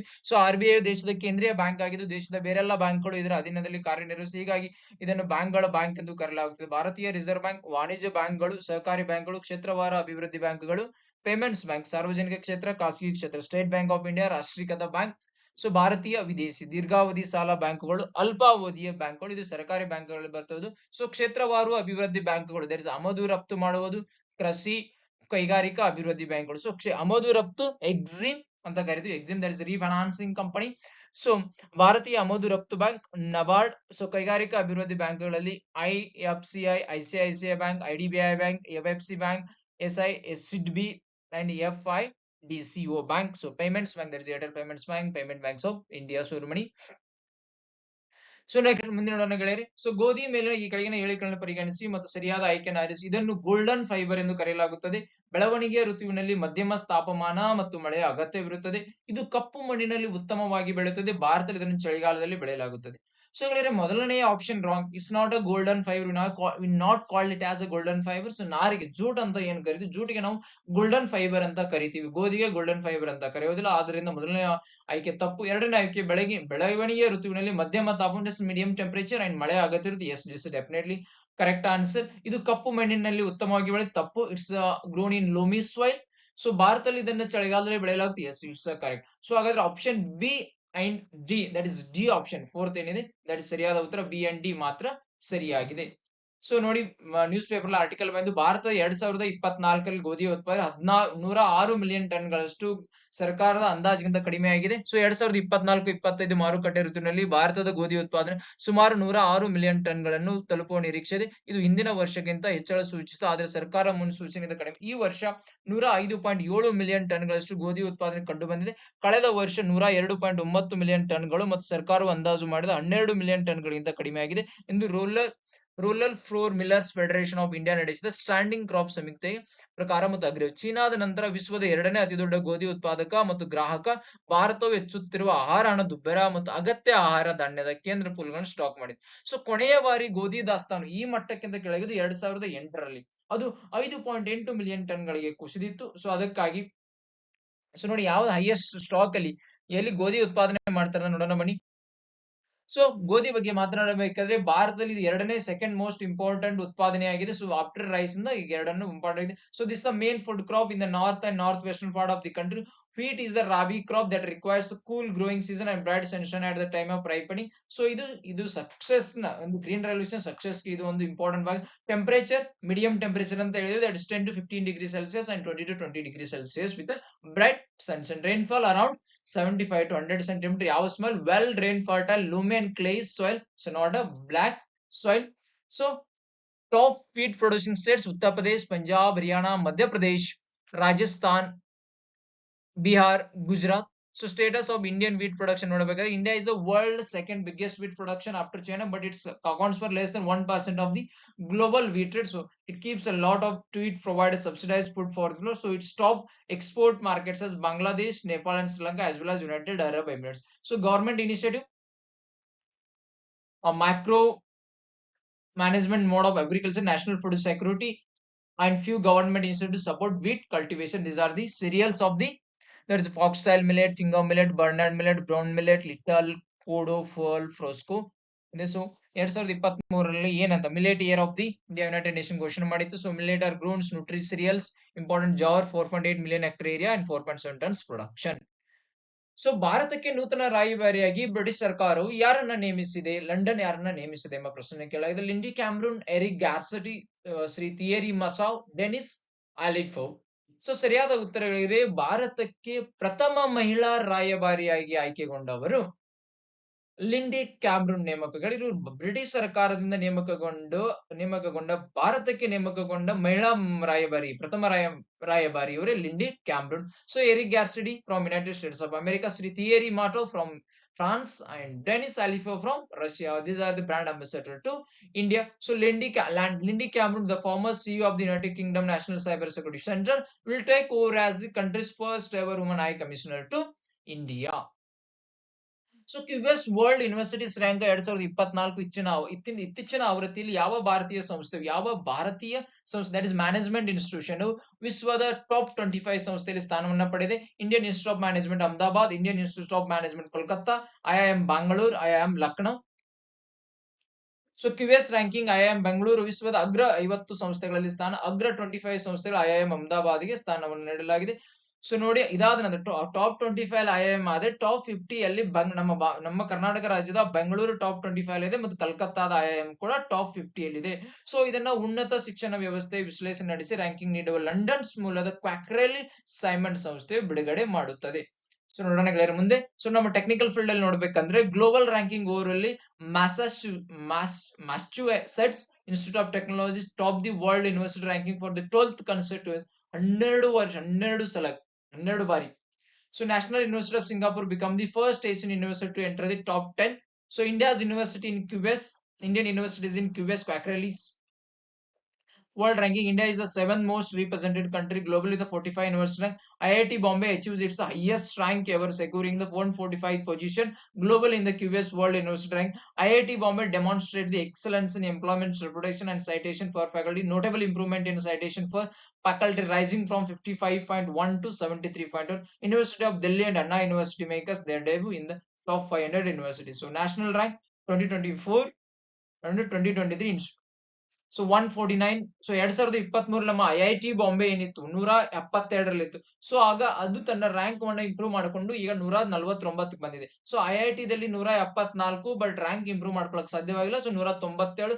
ಇಂಡಿಯನ್ ಇನ್ಸ್ಟಿಟ್ಯೂಟ್ ಆಫ್ ಸೈನ್ಸ್ ನಮ್ಮ ಬೆಂಗಳೂರು 155 ಇತ್ತು, ಬಟ್ ರ್ಯಾಂಕ್ ಅನ್ನ ಇಂಪ್ರೂವ್ ಮಾಡಲಿಲ್ಲ. 225. IIT Kharagpur 270, not able to improve, so 271. So IIT Kanpur 264, 278. So what are the revised ranking parameters ನೋಡಿ ಗೆಳೆಯರೆ, ಈ ವರ್ಷ ಈ ರಿಪೋರ್ಟ್ ಅನ್ನು ರಿಲೀಸ್ ಮಾಡಬೇಕಾಗ ಸೊ ಕೆಲವೊಂದು ರಿವೈಸ್ ಗಳನ್ನ ಮಾಡಿದ್ದಾರೆ. ಸೊ ಪ್ರತಿ ವರ್ಷ 3 ಇದ್ರ ಮೇಲೆ ಬೇಸಿಸ್ ಮೇಲೆ ಇದನ್ನ ಅಸೆಸ್ಮೆಂಟ್ ಮಾಡ್ತಾ ಇದ್ರು. So academic reputation, faculty student ratio, employer reputation ಎಂಬುದು ಮಾಡ್ತಾ ಇದ್ರು. ಸೊ ಅದಕ್ಕೆ ವೇಟೇಜ್ ಅನ್ನು ಕೊಟ್ಟಿದ್ರು 40%, 15%, 10%. ಬಟ್ ಈಗ ಅಕಾಡೆಮಿಕ್ ರೆಪ್ಯುಟೇಷನ್ ಗೆ 40% ಇಂದ ಕೆಳಗಿಳಿಸಿ 30% ನೀಡಿದ್ದಾರೆ. ಸೊ ಫ್ಯಾಕಲ್ಟಿ ಸ್ಟೂಡೆಂಟ್ಸ್ ರೇಷಿಯೋ 15% ಇಂದ ಕೆಳಗಿಳಿಸಿ 10%, ಎಂಪ್ಲಾಯರ್ ರೆಪ್ಯುಟೇಷನ್ 10% ಇಂದ 15%, sustainability 5%, employment outcomes 5%, international research network 5%. So is with 5%. So ನೋಡಿ ರಿಡ್ಯೂಸ್ ಮಾಡಿ. So what is QS world? So QS World Ranking are released annually by Quacquarelli Symbol, Nodit Simons. The rankings world performance and quality of universities. They provide the rankings by subject, region, student, city, business, school, and sustainability. This is about QS World Ranking. So ಇತ್ತೀಚೆಗೆ ಬಿಡುಗಡೆಯಾದ ಜಾಗತಿಕ cyber crime ಸೂಚ್ಯಂಕದಲ್ಲಿ ಭಾರತದ ಸ್ಥಾನವೆಷ್ಟು? 10ನೇಯ, 12ನೇಯ, 14ನೇಯ, 16ನೇ? ಸರಿಯಾದ ಉತ್ತರಗಳಿವೆ 10ನೇಯ ಸ್ಥಾನದಲ್ಲಿದೆ ನೋಡಿ. ಜಾಗತಿಕ cyber crime ಸೂಚ್ಯಂಕ ರಷ್ಯಾಗೆ ಅಗ್ರಸ್ಥಾನ, ಭಾರತಕ್ಕೆ 10ನೇ ಸ್ಥಾನ. ಜಾಗತಿಕ ಸೈಬರ್ ಅಪರಾಧ ಬೆದರಿಕೆ ಸೂಚ್ಯಂಕ ಪಟ್ಟಿಯಲ್ಲಿ ರಷ್ಯಾಗೆ ಅಗ್ರಸ್ಥಾನ ಪಡೆದಿದ್ದು, ಈ ಬಳಿಕ ಸ್ಥಾನದ ಉಕ್ರೇನ್ ಮತ್ತು ಚೀನಾ ದೇಶಗಳಲ್ಲಿವೆ. ಭಾರತವು 10ನೇ ಸ್ಥಾನದಲ್ಲಿ. ಸೊ ಇದರಲ್ಲಿ PSLON ಪತ್ರಿಕೆಯಲ್ಲಿ ನಿರ್ಧಾರವಾಯಿತು. ಸೊ ಹಾಗಾದ್ರೆ ಜಾಗತಿಕ ಸೈಬರ್ ಕ್ರೈಮ್ ಸೂಚ್ಯಂಕ ಬಗ್ಗೆ ನೋಡೋಣ ಗೆಳೆಯರು. World cyber crime index. The world cyber crime index has been developed as joint membership by University of Oxford, University of New South Wales, Sydney. So it has been founded by Krimgau, a European Union supported project. The index was developed to identify the major cybercrime hotspot globally by ranking countries based on the significant sources of cybercrime at national. First is Russia, second Ukraine, third China, United Nations, Nigeria, Romania, North Korea, United Kingdom, Brazil, then 10 number is Bharata. So Cannes Film Festival 2024 ಸ್ಪರ್ಧೆಗೆ ಭಾರತದ ಯಾವ ಚಲನಚಿತ್ರ ಆಯ್ಕೆಯಾಗಿದೆ? All We Imagine Is Light, Santosh ಕಾರೀಸ್, ನೀಚ್ ನಜರ್. So ಸರಿಯಾದ ಉತ್ತರಗಳಿವೆ All We Imagine Is Light. So Payal Kapadia ನಿರ್ದೇಶನದ All We Imagine Is Light ಚಿತ್ರವು ಈ ಬಾರಿ ಆಯ್ಕೆಯಿದೆ. ಕಳೆದ 40 ವರ್ಷಗಳ ಭಾರತೀಯ ಚಿತ್ರವೊಂದು ಆಯ್ಕೆ ಇದೆ ಮೊದಲು ಎಂಬುದು ವಿಶೇಷ. ಸೊ ಅದಾದ ನಂತರ ಮೂಲದ ಬ್ರಿಟಿಷ್ ಸಂಜಾತ ಸಂಧ್ಯಾ ಅವರು ಸಂತೋಷ್ ಚಿತ್ರ ವಿಭಿನ್ನ ಶೈಲಿಯ ಚಿತ್ರ ಸ್ಪರ್ಧಾಕ್ಕೆ ಆಯ್ಕೆಯಾಗಿದೆ. ಸೊ ನೋಡಿ ಗೆಳೆಯರೆ, 77ನೇ ಆನ್ಯುವಲ್ ಕ್ಯಾನ್ ಫೆಸ್ಟಿವಲ್ ಎಲ್ಲಿ ನಡೀತಾ ಇದೆ? ಫ್ರಾನ್ಸ್ ಅಲ್ಲಿ ನಡೀತಾ ಇದೆ. ಕೆನಡಾ, ಫ್ರಾನ್ಸ್ ಅಲ್ಲಿ upcoming film festival due take place 15ರಿಂದ 25. American film makers and actress Greta Gerwig will serve as jury presidents. ಯಾರು ಜೂರಿ ಪ್ರೆಸಿಡೆಂಟ್ಸ್ ಗೆಳೆಯರೆ? So Greta then Camille Cottin ಅವರು ಹೋಸ್ಟ್ ಮಾಡ್ತಾ ಇದ್ದಾರೆ. ಸೊ ಈ ವರ್ಷದ ಫಾರ್ಮ್ ಹಾನರರಿ ಫಾರ್ಮ್ ಡಿಯೋರ್ ಅಂತ ಏನ್ ಅವಾರ್ಡ್ ಇದೆಯಲ್ಲ, ಸೊ ಅವಾರ್ಡ್ ಅನ್ನು ಯಾರಿಗೆ ಕೊಡ್ತಾರೆ? ಸೆಕೆಂಡ್ ಜಾರ್ಜ್ ಲೂಕಾಸ್ ಅವರಿಗೆ ಇದನ್ನ ಕೊಡ್ತಿದ್ದಾರೆ. ಸೊ AU ಸಣ್ಣ ಹಣಕಾಸು ಬ್ಯಾಂಕ್ ಜೊತೆಗೆ ಯಾವ ಸಣ್ಣ ಹಣಕಾಸು ಬ್ಯಾಂಕ್ ವಿಲೀನಗೊಂಡಿದೆ? ಅದುವೇ ಸರಿಯಾದ ಉತ್ತರಗಳಿವೆ Fincare small finance bank limited. So AU small finance bank ಜೊತೆಗೆ Fincare small finance. So about small finance ಬಗ್ಗೆ ನೋಡಬೇಕಾದ್ರೆ established to provide basic banking services and credit facility. So they are regulated by Reserve Bank of India. So example ಗೊತ್ತಿದೆ. So ಇವು ಕೂಡ CRR ಮತ್ತು SLR maintain ಮಾಡಬೇಕು. So according to RBI, small finance bank aspire to transits into universal bank, ಅಂದ್ರೆ small bank ಗಳಿಂದ ದೊಡ್ಡ bank ಗಳಿಗೆ ಪರಿವರ್ತನೆ ಮಾಡಬೇಕು ಎಂಬುದು RBI ದ ಉದ್ದೇಶವಾಗಿದೆ. So it's satisfactory track record of performance of minimum period of 5 years. ಏನಾದ್ರು ನಾವು ಸ್ಮಾಲ್ ಫೈನಾನ್ಸ್ ಅಂತ ಏನಾದ್ರು ಕೆಟಗರಿ ಮಾಡಬೇಕಾದ್ರೆ 5 ವರ್ಷಗಳು ಹೊಂದಿರಬೇಕು. ಪ್ರಯಾರಿಟಿ ಸೆಕ್ಟರ್ ಲೆಂಡಿಂಗ್ 75% ಅನ್ನು ಪ್ರಯಾರಿಟಿ ಸೆಕ್ಟರ್ ಎತ್ತಿಟ್ಟಿರಬೇಕು. ಸೊ ಇದನ್ನ ಒಂದು ಸ್ಮಾಲ್ ಫೈನಾನ್ಸ್ ಘೋಷಣೆ ಮಾಡಬೇಕಾದ್ರೆ 50% loan portfolio constitute advance up to advance ಎಷ್ಟಿರಬೇಕು? 25 lakhs, 10% 15% ಕ್ಯಾಪಿಟಲ್ ಫಂಡ್ಸ್ ಇರಬೇಕು. So they need to have at least 25% ಗ್ರಾಮೀಣ ಅನ್ಬ್ಯಾಂಕ್ಡ್ ರೂರಲ್ ಏರಿಯಾ. ಬ್ಯಾಂಕ್ ಗಳು ಇರಲಾರದು, ಅಂದ್ರೆ ಈಗ SBI ಗಳ ಬ್ರಾಂಚ್ ಗಳು ಇರಬಾರದು, ಅಥವಾ HDFC ಪ್ರೈವೇಟ್ ಬ್ಯಾಂಕ್ ಗಳು ಇರಬಹುದು. ಆ ಜಾಗದಲ್ಲಿ ಇವರು 25% ಬ್ಯಾಂಕ್ ಗಳನ್ನ ಹೊಂದಿರಬೇಕು. ಸೊ ಇವುಗಳು ಪಬ್ಲಿಕ್ ಲಿಮಿಟೆಡ್ ಕಂಪನಿ ಎಂಬುದು ರಿಜಿಸ್ಟರ್ ಮಾಡ್ತಾರೆ. So company act 2013 section 22 of the banking regulation ಅಲ್ಲಿ. So banking regulation act 1949 and banking act 1934 other relevant statutes. So John L Jack ವಿಗಟ್ junior award for space exploration ಪ್ರಶಸ್ತಿಯನ್ನು ಯಾರಿಗೆ ನೀಡಿ ಗೌರವಿಸಲಾಗಿದೆ? NASA James Webb telescope, ISRO Chandrayaan 3 team, DRDO Agni prime team, ESS Euclid mission team. ಸರಿಯಾದ ಉತ್ತರಗಳಿವೆ ನಮ್ಮ ಇಸ್ರೋದ ಚಂದ್ರಯಾನ್ 3 ಟೀಮ್ಗೆ ಈ ಒಂದು ಪ್ರಶಸ್ತಿನ ನೀಡಲಾಗಿದೆ. ಸೊ ಚಂದ್ರಯಾನ್ 3 ತಂಡಕ್ಕೆ ಅಮೆರಿಕದ ಪ್ರತಿಷ್ಠಿತ ಜಾನ್ ಎಲ್ ಸ್ವಿಗರ್ಡ್ ಪ್ರಶಸ್ತಿ ನೀಡಿ ಗೌರವಿಸಲಾಗಿದೆ. ಸೊ ಗೆಳೆಯರೆ ಅವಾರ್ಡ್ ಬಗ್ಗೆ ಮಾತನಾಡಬೇಕೆಂದ್ರೆ ಇಸ್ ದ ಸ್ಪೇಸ್ ಫೌಂಡೇಶನ್, ಯಾರು ಈ ಒಂದು ಪ್ರಶಸ್ತಿ ನೀಡಿದ್ದಾರೆ, that is space foundation during the annual space symposium in Colorado. So award ಬಗ್ಗೆ ಮಾತನಾಡಬೇಕಂದ್ರೆ junior John L Swigert junior award for space exploration is name after astronaut John well Swigert junior who served on the famous Apollo 13 mission. ಇದನ್ನ ವಿಂಡಿ ವ್ಯಕ್ತಿಗೆ ನೋಡಬಹುದು ಅಥವಾ ಒಂದು ಸಂಸ್ಥೆಗೂ ಕೂಡ ನೀಡಬಹುದು. ಸೊ ಚಂದ್ರಯಾನ್ 3 ಬಗ್ಗೆ ನೋಡಬೇಕಾದ್ರೆ ಇದರ ಉಡ್ಡಯನ ಏನಾಗಿತ್ತು, July 2023 comprise landed name Vikram and rover called Pragyan. So ಈ ವರ್ಷ ಕೂಡ ಚಂದ್ರಯಾನ್ 3 ಮತ್ತೊಂದು ಅವಾರ್ಡ್ ಬಂದ aviation week laureates awards. So ISRO ಬಗ್ಗೆ ಇಂಡಿಯನ್ ಸ್ಪೇಸ್ ರಿಸರ್ಚ್ ಆರ್ಗನೈಸೇಷನ್ ಇದರ ವಿಸ್ತೃತ ರೂಪ. ಇದರ ಸ್ಥಾಪನೆ 15 ಆಗಸ್ಟ್ 1969 ನಡೆಯಿತು. ಅಷ್ಟು 53. ಇದರ ಹಳೆಯ ಹೆಸರು ಇನ್ಕೋ ಸಾಪ್ಸರ್ ಆಗಿದೆ. ಸೊ ಇದರ head quarter Bengaluru, Karnataka. Chairman Sreedharan Somnath. So ಕೆಳಗೆ ನೀಡಿರುವ ಪುಸ್ತಕಗಳಲ್ಲಿ ಡಾಕ್ಟರ್ ಬಿ ಆರ್ ಅಂಬೇಡ್ಕರ್ ಬರೆದ ಪುಸ್ತಕ ಯಾವುದು? Annihilation of caste. ಸರಿಯಾದ ಉತ್ತರಗಳಿವೆ. 4 ಆಪ್ಷನ್ ಸರಿಯಾದ ಉತ್ತರ annihilation of caste. So Ambedkar Jayanti. ಇವರೊಬ್ಬರು ನಮ್ಮ ಭಾರತದ ಸಂವಿಧಾನ ಶಿಲ್ಪಿ, ಸಮಾಜ ಸುಧಾರಕ, ಮಾರ್ಗದರ್ಶಕರಾಗಿದ್ದರು. ಇವರ ಜನ್ಮವು ಏಪ್ರಿಲ್ 14, 1891 ಆಯಿತು. ಸೊ ಗೆಳೆಯರೆ ಇವರ ವಿಸ್ತೃತ ನಾಮ ಭೀಮರಾವ್ ರಾಮ್ಜಿ ಅಂಬೇಡ್ಕರ್ ಅವರು ಭಾರತದ ಪ್ರಮುಖ ನ್ಯಾಯಶಾಸ್ತ್ರಜ್ಞ, ಅರ್ಥಶಾಸ್ತ್ರಜ್ಞ, ಸಮಾಜ ಸುಧಾರಕ ಮತ್ತು ರಾಜಕಾರಣಿ ಆಗಿತ್ತು. ಇವರು ಹುಟ್ಟ ಸ್ಥಳ ಮಧ್ಯಪ್ರದೇಶ ಮೋಹದಲ್ಲಿ ಜನಿಸಿದರು. ಈಗ ಅವರಿಗೆ ಅಂಬೇಡ್ಕರ್ ಈ ಒಂದು ಮೋಹವನ್ನ ಅಂಬೇಡ್ಕರ್ ನಗರ ಎಂಬುದು ಮರುನಾಮಕರಣ ಮಾಡಲಾಗಿದೆ. ಇವರ ತಂದೆ ಹೆಸರು ರಾಮ್ಜಿ ಮಾಲೋಜಿ ಸಕ್ಪಾಳ್. ಸೊ ಅಂಬೇಡ್ಕರ್ ಅವರು ಬಾಂಬೆ ವಿಶ್ವವಿದ್ಯಾಲಯ ಪದವಿಯನ್ನ ಪಡೆದುಕೊಂಡು ಮುಂದೆ ನ್ಯೂಯಾರ್ಕ್ ನಲ್ಲಿರ್ತಕ್ಕಂಥ ಕೊಲಂಬಿಯಾ ವಿಶ್ವವಿದ್ಯಾಲಯ ಮತ್ತು ಲಂಡನ್ ಸ್ಕೂಲ್ ಆಫ್ ಎಕನಾಮಿಕ್ಸ್ ಅಲ್ಲಿ ತಮ್ಮ ಶಿಕ್ಷಣವನ್ನ ಪೂರ್ಣಗೊಳಿಸಿದರು. ಸೊ 1940 ಇವರು ಕಾರ್ಯಕಾರಿ ಮಂಡಳಿಗೆ ಲೇಬರ್ ಸದಸ್ಯರಾಗಿ ನೇಮಕೊಂಡರು. ಗವರ್ನರ್ ಜನರಲ್ ನೇಮಕ ಮಾಡುವ ಎಕ್ಸಿಕ್ಯೂಟಿವ್ ಏನ್ ಕೌನ್ಸಿಲ್ ಇತ್ತು ಅದಕ್ಕೆ ಇವರು ಲೇಬರ್ ಮೆಂಬರ್ ಆಗಿ ನೇಮಕಗೊಂಡರು. 1940 ಬಂಗಾಳ ಸಂವಿಧಾನದ ಸಭೆಗೆ ಆಯ್ಕೆಯಾದರು. ಸೊ ಇವರು ಕರಡು ಸಮಿತಿಯ ಅಧ್ಯಕ್ಷರಾಗಿದೆ. ಡಾಕ್ಟರಿಂಗ್ ಕಮಿಟಿ ಅಂತ ಕರಿತೀವಿ. ಸೊ ಭಾರತದ ಸಂವಿಧಾನ ಪಿತಾಮಹ ಎಂದು ಕರಿತೀವಿ. 1940 ಡಾಕ್ಟರ್ ಅಂಬೇಡ್ಕರ್ ಸ್ವತಂತ್ರ ಭಾರತದ ಮೊದಲ ಕ್ಯಾಬಿನೆಟ್ ಅಲ್ಲಿ ಲಾ ಮಿನಿಸ್ಟರ್ ಆಗಿ ಕೂಡ ಕಾರ್ಯವನ್ನ ಮಾಡಿದ್ರು. ಬಟ್ ಹಿಂದೂ ಕೋಡ್ ಬಿಲ್ ಮಂಡನೆ ಮಾಡುವ ಟೈಮಲ್ಲಿ ಅಲ್ಲಿ ರೂಲಿಂಗ್ ಪಾರ್ಟಿ ಮತ್ತು ಇವರಲ್ಲಿ ಮತಭೇದ ಅಥವಾ ಭಿನ್ನಾಭಿಪ್ರಾಯ ಉಂಟಾಗಿ ಇವರು ರಾಜೀನಾಮೆ ನೀಡಿದರು. ಸೊ ಜರ್ನಲ್ಸ್ ಗಳು ಬರೆದಿರ್ತಕ್ಕಂಥ ಮೂಕನಾಯಕ, ಬಹಿಷ್ಕರ ಭಾರತ, ಸೋಮನಾಥ್, ಸಮತಾ ಜನತಾ. ಸೊ ಬುಕ್ಸ್ ಗಳು annihilation of caste, Buddha or Karl Marx, the untouchables for they and why they become untouchables. So Buddha and his Dhamma, the rise and fall of the Hindu women.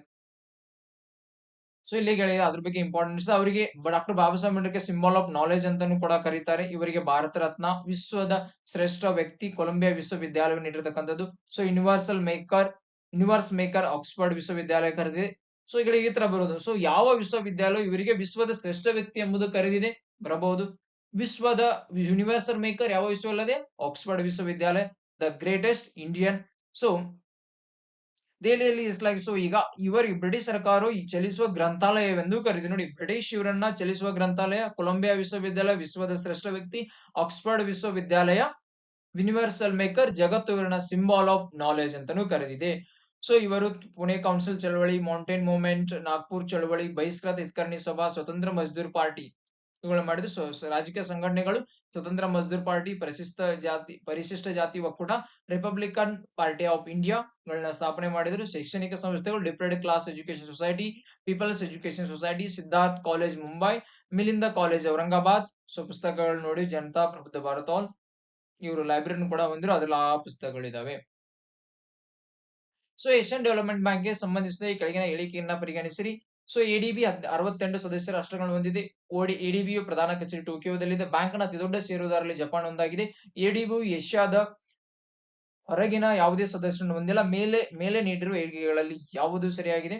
ಸರಿಯಾದ ಉತ್ತರಗಳಿವೆ.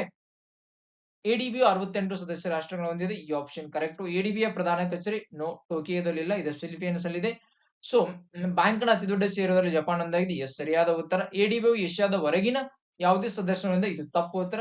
ಎಡಿಬಿಯು ದಟ್ ಇಸ್ ಏಷ್ಯನ್ ಡೆವಲಪ್ಮೆಂಟ್ ಹೊಸಗಿನ ರಾಜ್ಯಗಳನ್ನು ಕೂಡ ಹೊಂದಿದೆ. So ಅದರಲ್ಲಿ ಸರಿಯಾದ ಉತ್ತರಗಳಿವೆ. 1ನೇದು ಮತ್ತು 3ನೇದು ಸರಿ. So ಯಾಕೆ ಇದು ನ್ಯೂಸ್ ಅಲ್ಲಿ ಇದೆ ಅಂದ್ರೆ ಎಡಿಬಿಯು ಹೇಳಿದೆ ದಟ್ ಇಸ್ ಏಷ್ಯನ್ ಡೆವಲಪ್ಮೆಂಟ್ ಬಗ್ಗೆ ಹೇಳಿದೆ. ಪಾಕಿಸ್ತಾನದಲ್ಲಿ ದಾಖಲೆ 25% ಹಣದುಬ್ಬರವಾಗಿದೆ. So who are ADB is committed to achieving the prosperous, inclusive, resilient, and sustainable Asia and Pacific while sustaining its efforts to educate extreme poverty. So ನೋಡಿ ಗೆಳೆಯರೆ, so ADB is a regional development bank.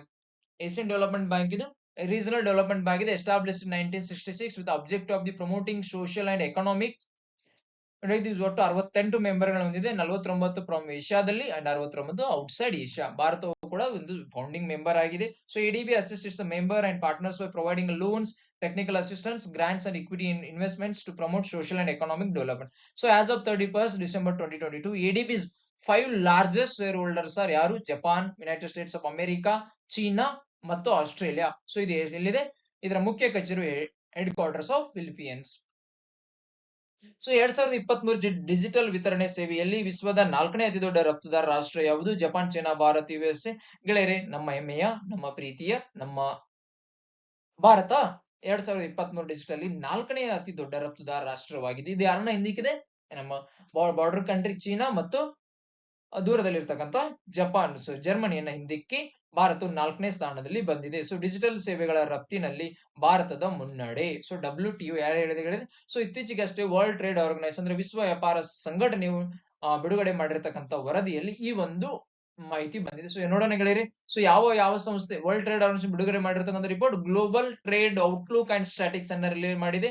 So Europe ಮತ್ತು ಏಷ್ಯಾದಲ್ಲಿ export ಏನಾಗಿದೆ ಅಂದ್ರೆ digital lending service ಅಥವಾ digital service ಅಂತ ಕರಿತೀವಿ 11% 9% according to global trade outlook and statics report released by the world trade organisation. India has become the world 4th largest exporter of digital delivered service, constituting over the 5th of global trading service. India's export of digital delivered service stood at $257 billion in 2023, registering a 70% increase from previous year. So ನೋಡಿ, ಮೊದಲನೇ ಸ್ಥಾನದಲ್ಲಿ America, ಎರಡನೇ ಸ್ಥಾನದಲ್ಲಿ United Kingdom, 3ನೇ ಸ್ಥಾನದಲ್ಲಿ Ireland, 4ನೇ ಸ್ಥಾನದಲ್ಲಿ India. So ಇಂಡಿಯಾದ ಎಷ್ಟು ಇನ್ಕ್ರಿಮೆಂಟ್ ಆಗಿದೆ ಅಂದ್ರೆ 17% ಇನ್ಕ್ರಿಮೆಂಟ್ ಆಗಿದೆ. ಸೊ ಎಷ್ಟರಿಂದ 2022ರಲ್ಲಿ 219 ಬಿಲಿಯನ್, ಸೊ ಈಗ 257 ಸೊ ಆಗಿದೆ. ಸೊ ನೋಡಿ ಗೆಳೆಯರೆ, ಸೊ ಇಲ್ಲಿ ಸ್ಟ್ರಕ್ಚರ್ ಆಫ್ ವರ್ಲ್ಡ್ ನೋಡಿ, what are the digital delivered services? Digital ಗಳಲ್ಲಿ ಏನಂದ್ರೆ, ಒಂದು intellectual property related service,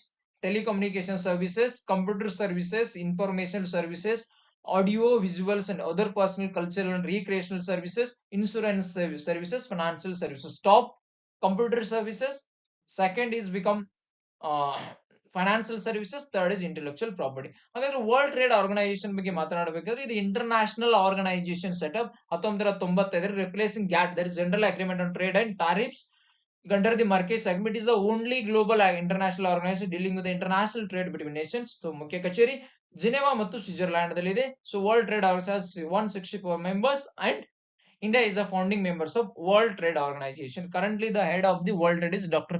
Ngozi Okonjo-Iweala. So important agreement ಗಳಂದ್ರೆ agreement on agriculture, ಕೃಷಿ ಒಪ್ಪಂದಗಳು, so agreement on TRIPS, that is intellectual property related agreement, agreement on application of sanitary and phytosanitary measures, agreement on technical barriers to trade, so agreement on trade related investments measures, so general agreement on trade in services. So ಭಾರತವು ಯಾವ ವರ್ಷದಿಂದ urea ಆಮದನ್ನು ನಿಲ್ಲಿಸಲಿದೆ ಎಂಬ ಪ್ರಶ್ನೆ. So 2024, 25, 26, 28. So as a result of significant push for domestic man, India would no longer import urea by end of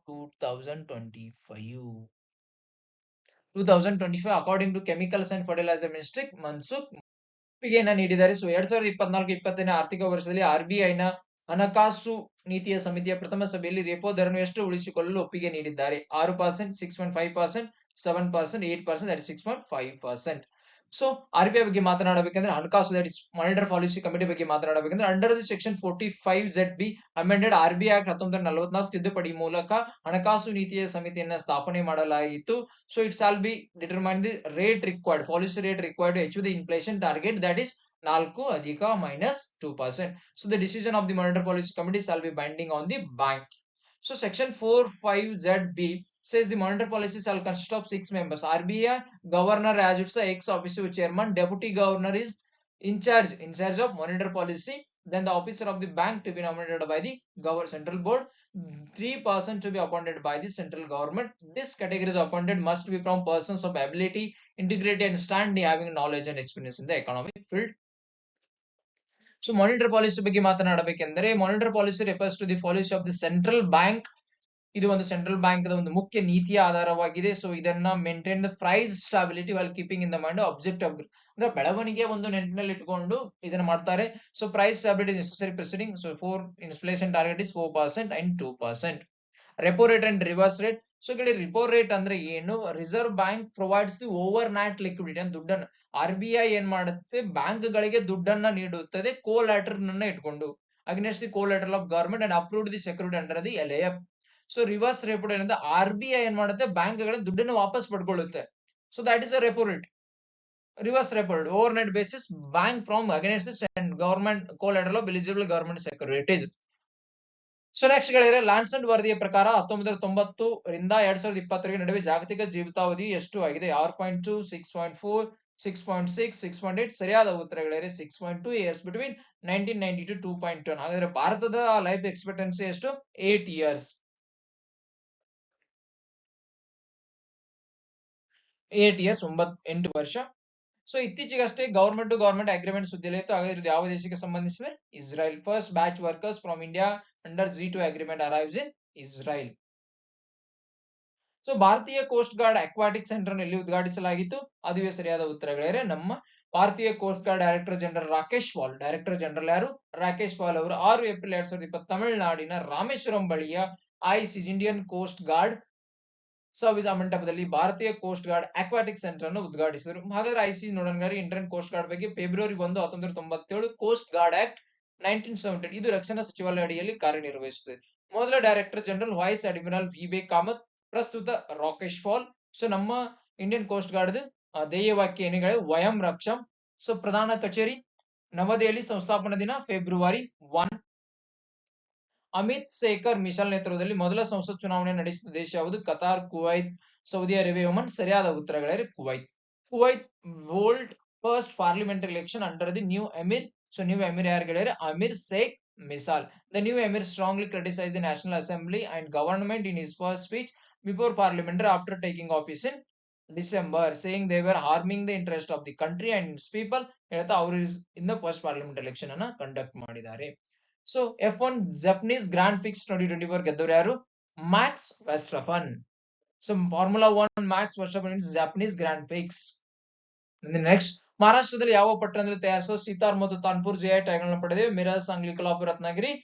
ಸರಿಯಾದ ಉತ್ತರಗಳಿವೆ ಮಹಾರಾಷ್ಟ್ರದ ಸಾಂಗ್ಲಿ ಜಿಲ್ಲೆಯ ಮಿರಜ್ ಸಿಟಿಯಲ್ಲಿ. ಸೊ ಮಹಾರಾಷ್ಟ್ರದ ಸಾಂಗ್ಲಿ ಜಿಲ್ಲೆಯ ಮಿರಜ್ ಎಂಬ ಸಣ್ಣ ಪಟ್ಟಣ ತಯಾರಿಸಿ ಸಿತಾರ್ ಮತ್ತು ತಾನ್ಪುರಕ್ಕೆ ಭೌಗೋಳಿಕ ಸೂಚಕ ಟ್ಯಾಗ್ ನೀಡಲಾಗಿದೆ. ಸೊ ನಾವು what is mean by GI tag ಅನ್ನೋದು ಪ್ರೀವಿಯಸ್ ವೀಕ್ಲಿ ಕರೆಂಟ್ ಅಫೇರ್ಸ್ ಅಲ್ಲಿ ಡೀಟೇಲ್ ಆಗಿ ಡಿಸ್ಕಷನ್ ಮಾಡಿದೀವಿ. ಸೊ ನಿಮ್ಗೆ ಏನಾದ್ರು ಬೇಕಾದ್ರೆ ನಾನು ವಿಡಿಯೋ ಕೆಳಗಡೆ ಲಿಂಕ್ ಕೊಟ್ಟಿರ್ತೀನಿ. So you can watch those videos. So Delhi ಅರಣ್ಯ ಸಂರಕ್ಷಣಾ ಸಂಸ್ಥೆಯ ಮುಖ್ಯ ಅಧ್ಯಕ್ಷರಾಗಿ ಯಾರು ನೇಮಕಗೊಂಡಿದ್ದಾರೆ? ನಜ್ಮಿ ವಜೀರಿ, NK ಸೈಗಲ್, AS ರಾಜೀವ್, ಶೆಫಾಲಿ ಸೇನ್. ಸರಿಯಾದ ಉತ್ತರಗಳಿವೆ Delhi high court appointed retired justice Najmi Waziri. Option A as the head of the committee to protect Delhi's forest. Justice was famously known as Green Judge. ನೆನಪಿನಲ್ಲಿಡಿ, ಜಸ್ಮಿ ವಜೀರ್ ಅವರಿಗೆ ಗ್ರೀನ್ ಜಡ್ಜ್ ಅಂತಾನೂ ಕೂಡ ಕರೀತಾರೆ. ಸೊ ಯಂಗ್ ಗ್ಲೋಬಲ್ ಲೀಡರ್ಸ್ ಕಾರ್ಯಕ್ರಮಕ್ಕೆ ಯುವ ಭಾರತೀಯರನ್ನ ಆಯ್ಕೆ ಮಾಡಿರೋರು ಯಾರು? ಭೂಮಿ ಪಡನ್ಕರ್, ದೀಪಿಕಾ ಪಡುಕೋಣೆ, ರಣಬೀರ್ ಕಪೂರ್, ಅಮಿತಾಬ್ ಬಚ್ಚನ್. ಸರಿಯಾದ ಉತ್ತರಗಳಿವೆ ಭೂಮಿ ಪಡನ್ಕರ್. ದ ವರ್ಲ್ಡ್ ಎಕನಾಮಿಕ್ ಫೋರಂ ಅಂದ್ರೆ ಯಾರು ಯಂಗ್ ಗ್ಲೋಬಲ್ ಲೀಡರ್ಸ್ ಪ್ರೋಗ್ರಾಮ್ ಯಾರು ಮಾಡ್ತಾರೆ? World economic forum has announce the 20th edition of its young global leaders community, the class of 2024. The leaders include nearly 90 Indians under the age of 40, under the U40. So India diverse field including politics ಆಗಲಿ, ಉದ್ಯಮ ಆಗಲಿ, ಸಮಾಜ, civil society, ನಾಗರಿಕ ಸಮಾಜ, ಕಲೆ ಮತ್ತು academia. So ಅದರಲ್ಲಿ ಭಾರತದಲ್ಲಿ ಯಾರು? Bhumi Pednekar, Bollywood actress from the film like Dum Laga Ke Haisha, toilet Prem Katha and ಬದಾಮ್. ಇದು Advaita Nayar, businessman, chief executive officer of Nykaa fashion. Arjun Bhartia, director Jubilant group. Priya Agarwal Hebbar, non executive director Vedanta limited. Sharda Vivek Sagar, founder and chief executive officer dexterity global.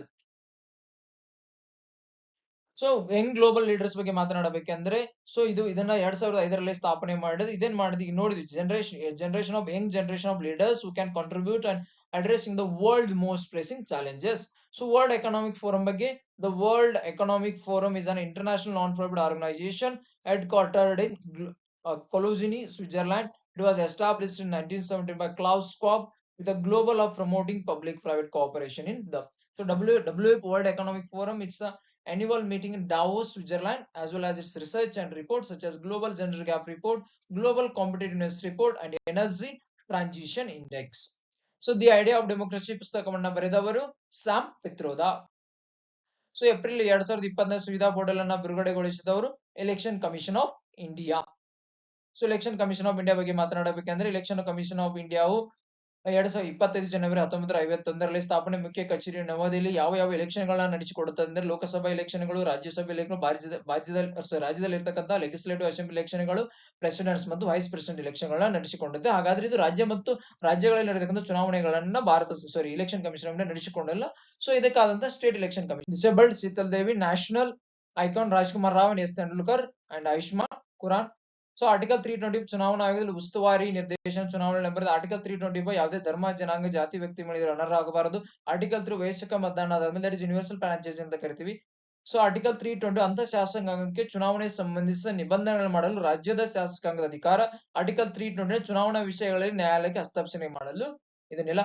So 16ನೇ ಹಣಕಾಸು ಆಯೋಗದ ಸದಸ್ಯರಾಗಿ ಯಾರು ನೇಮಕಗೊಂಡಿದ್ದಾರೆ? ಅರವಿಂದ್ ಪಣಗರಿಯಾ, ಮನೋಜ್ ಪಂಡಾ, ಆನಿ ಜಾರ್ಜ್ ಮ್ಯಾಥ್ಯೂ, ಅಜಯ್ ನಾರಾಯಣ್ ಜಾ, ಸೌಮ್ಯಕಾಂತಿ. So ಯಾರು? ಅವರೇ ಮನೋಜ್ ಪಾಂಡಾ ಅವರು as a 16th member finance member ಆಗಿ ಆಯ್ಕೆಗೊಂಡಿದ್ದಾರೆ. So head of the 16th finance commission ಇದು ಅರವಿಂದ್ ಪಣಗರಿಯಾ. ಸೊ ಹಣಕಾಸು ಆಯೋಗದ ಬಗ್ಗೆ ಮಾತನಾಡಬೇಕಂದ್ರೆ ಸಂವಿಧಾನದ 220ನೇ ವಿಧಿಯಡಿಯಲ್ಲಿ ಪ್ರತಿ 5 ವರ್ಷಗೊಮ್ಮೆ ಕೇಂದ್ರ ಮತ್ತು ರಾಜ್ಯಗಳ ನಡುವಿನ ಹಣಕಾಸಿನ ಸಂಪನ್ಮೂಲ ವಿತರಣೆ ಕುರಿತು ಶಿಫಾರಸುಗಳನ್ನ ಮಾಡಲು ಸಂವಿಧಾನಿಕ ಸಂಸ್ಥೆಗಳಾಗಿವೆ. ಅವರಿಂದ ಫೈನಾನ್ಸಿಯಲ್ ಇಯರ್ 2027 ರಿಂದ 5 ವರ್ಷಗಳವರೆಗೆ ರಾಜ್ಯಗಳಿಗೆ ಕೇಂದ್ರ ತೆರಿಗೆ ಆದಾಯದ ವಿತರಣೆಯನ್ನು ವ್ಯಾಖ್ಯಾನಿಸುವ ಕಾರ್ಯವನ್ನು ಇದು ಹೊಂದಿದೆ. ಸಂಯೋಜನೆ ಅಧ್ಯಕ್ಷರು ಮತ್ತು 4 ಇತರ ಸದಸ್ಯರನ್ನು ಒಳಗೊಂಡಿರುತ್ತದೆ. ಎಲ್ಲರೂ ಪ್ರೆಸಿಡೆಂಟ್ ಅನ್ನು ನೇಮಕಗೊಂಡಿರುತ್ತಾರೆ. ಸೊ ಅಧಿಕಾರಾವಧಿ ಆಯೋಗದ ಸದಸ್ಯರು ಅಧ್ಯಕ್ಷ ನಿರ್ದಿಷ್ಟ ಅಂದ್ರೆ presidents of India decided by president of India after their appointment. ಸದಸ್ಯರು they are eligible for reappointment. ಅರ್ಹತೆಗಳು ಸದಸ್ಯರ ಅರ್ಹತೆಗಳು ಮತ್ತು ಅವರು ನೇಮಕ ಮಾಡುವ ವಿಧಾನ ನಿರ್ಧರಿಸುವ ಸಂಸತ್ತಿಗೆ ಸಂವಿಧಾನ ಅಧಿಕಾರವನ್ನು ನೀಡಿದೆ. ಸೊ ಇದು ಅವರ ರಿಮೂವಲ್ ನೋಡಿ. ಒಬ್ಬ ಹೈಕೋರ್ಟ್ ಅಧ್ಯಕ್ಷರು ಯಾವ್ದು ಎಲಿಜಿಬಲ್ ಆಫ್ ದಿ ಒಬ್ಬ ಹೈಕೋರ್ಟ್ ನ್ಯಾಯಾಧೀಶರಾಗಿರಬೇಕು. ಸರ್ಕಾರದ ಹಣಕಾಸು ಮತ್ತು ಖಾತೆಗಳ ವಿಶೇಷ ಜ್ಞಾನ ಹೊಂದಿರಬೇಕು. ಹಣಕಾಸಿನ ವಿಷಯಗಳು ಮತ್ತು ಆಡಳಿತ ಅನುಭವವನ್ನು ಹೊಂದಿರುವ ವ್ಯಕ್ತಿ. ಅರ್ಥಶಾಸ್ತ್ರದ ವಿಶೇಷ ಜ್ಞಾನವನ್ನು ಹೊಂದಿರಬೇಕು. ಸೊ ಹಿರಿಯ ರಾಷ್ಟ್ರೀಯ ಮಹಿಳಾ ಹಾಕಿ ತಂಡದ ಕೋಚ್ ಆಗಿ ಯಾರು ನೇಮಕಗೊಂಡಿದ್ದಾರೆ? ಹರೀಂದರ್ ಸಿಂಗ್. ಸೊ ಫಾರ್ಮರ್ ಆಗಿ Harendra Singh selected hockey India's coach. So Hardik Singh as a best player of the hockey player of the year. Ashok Kumar the lifetime achievement award. Salima Tete best women player of the hockey player of the.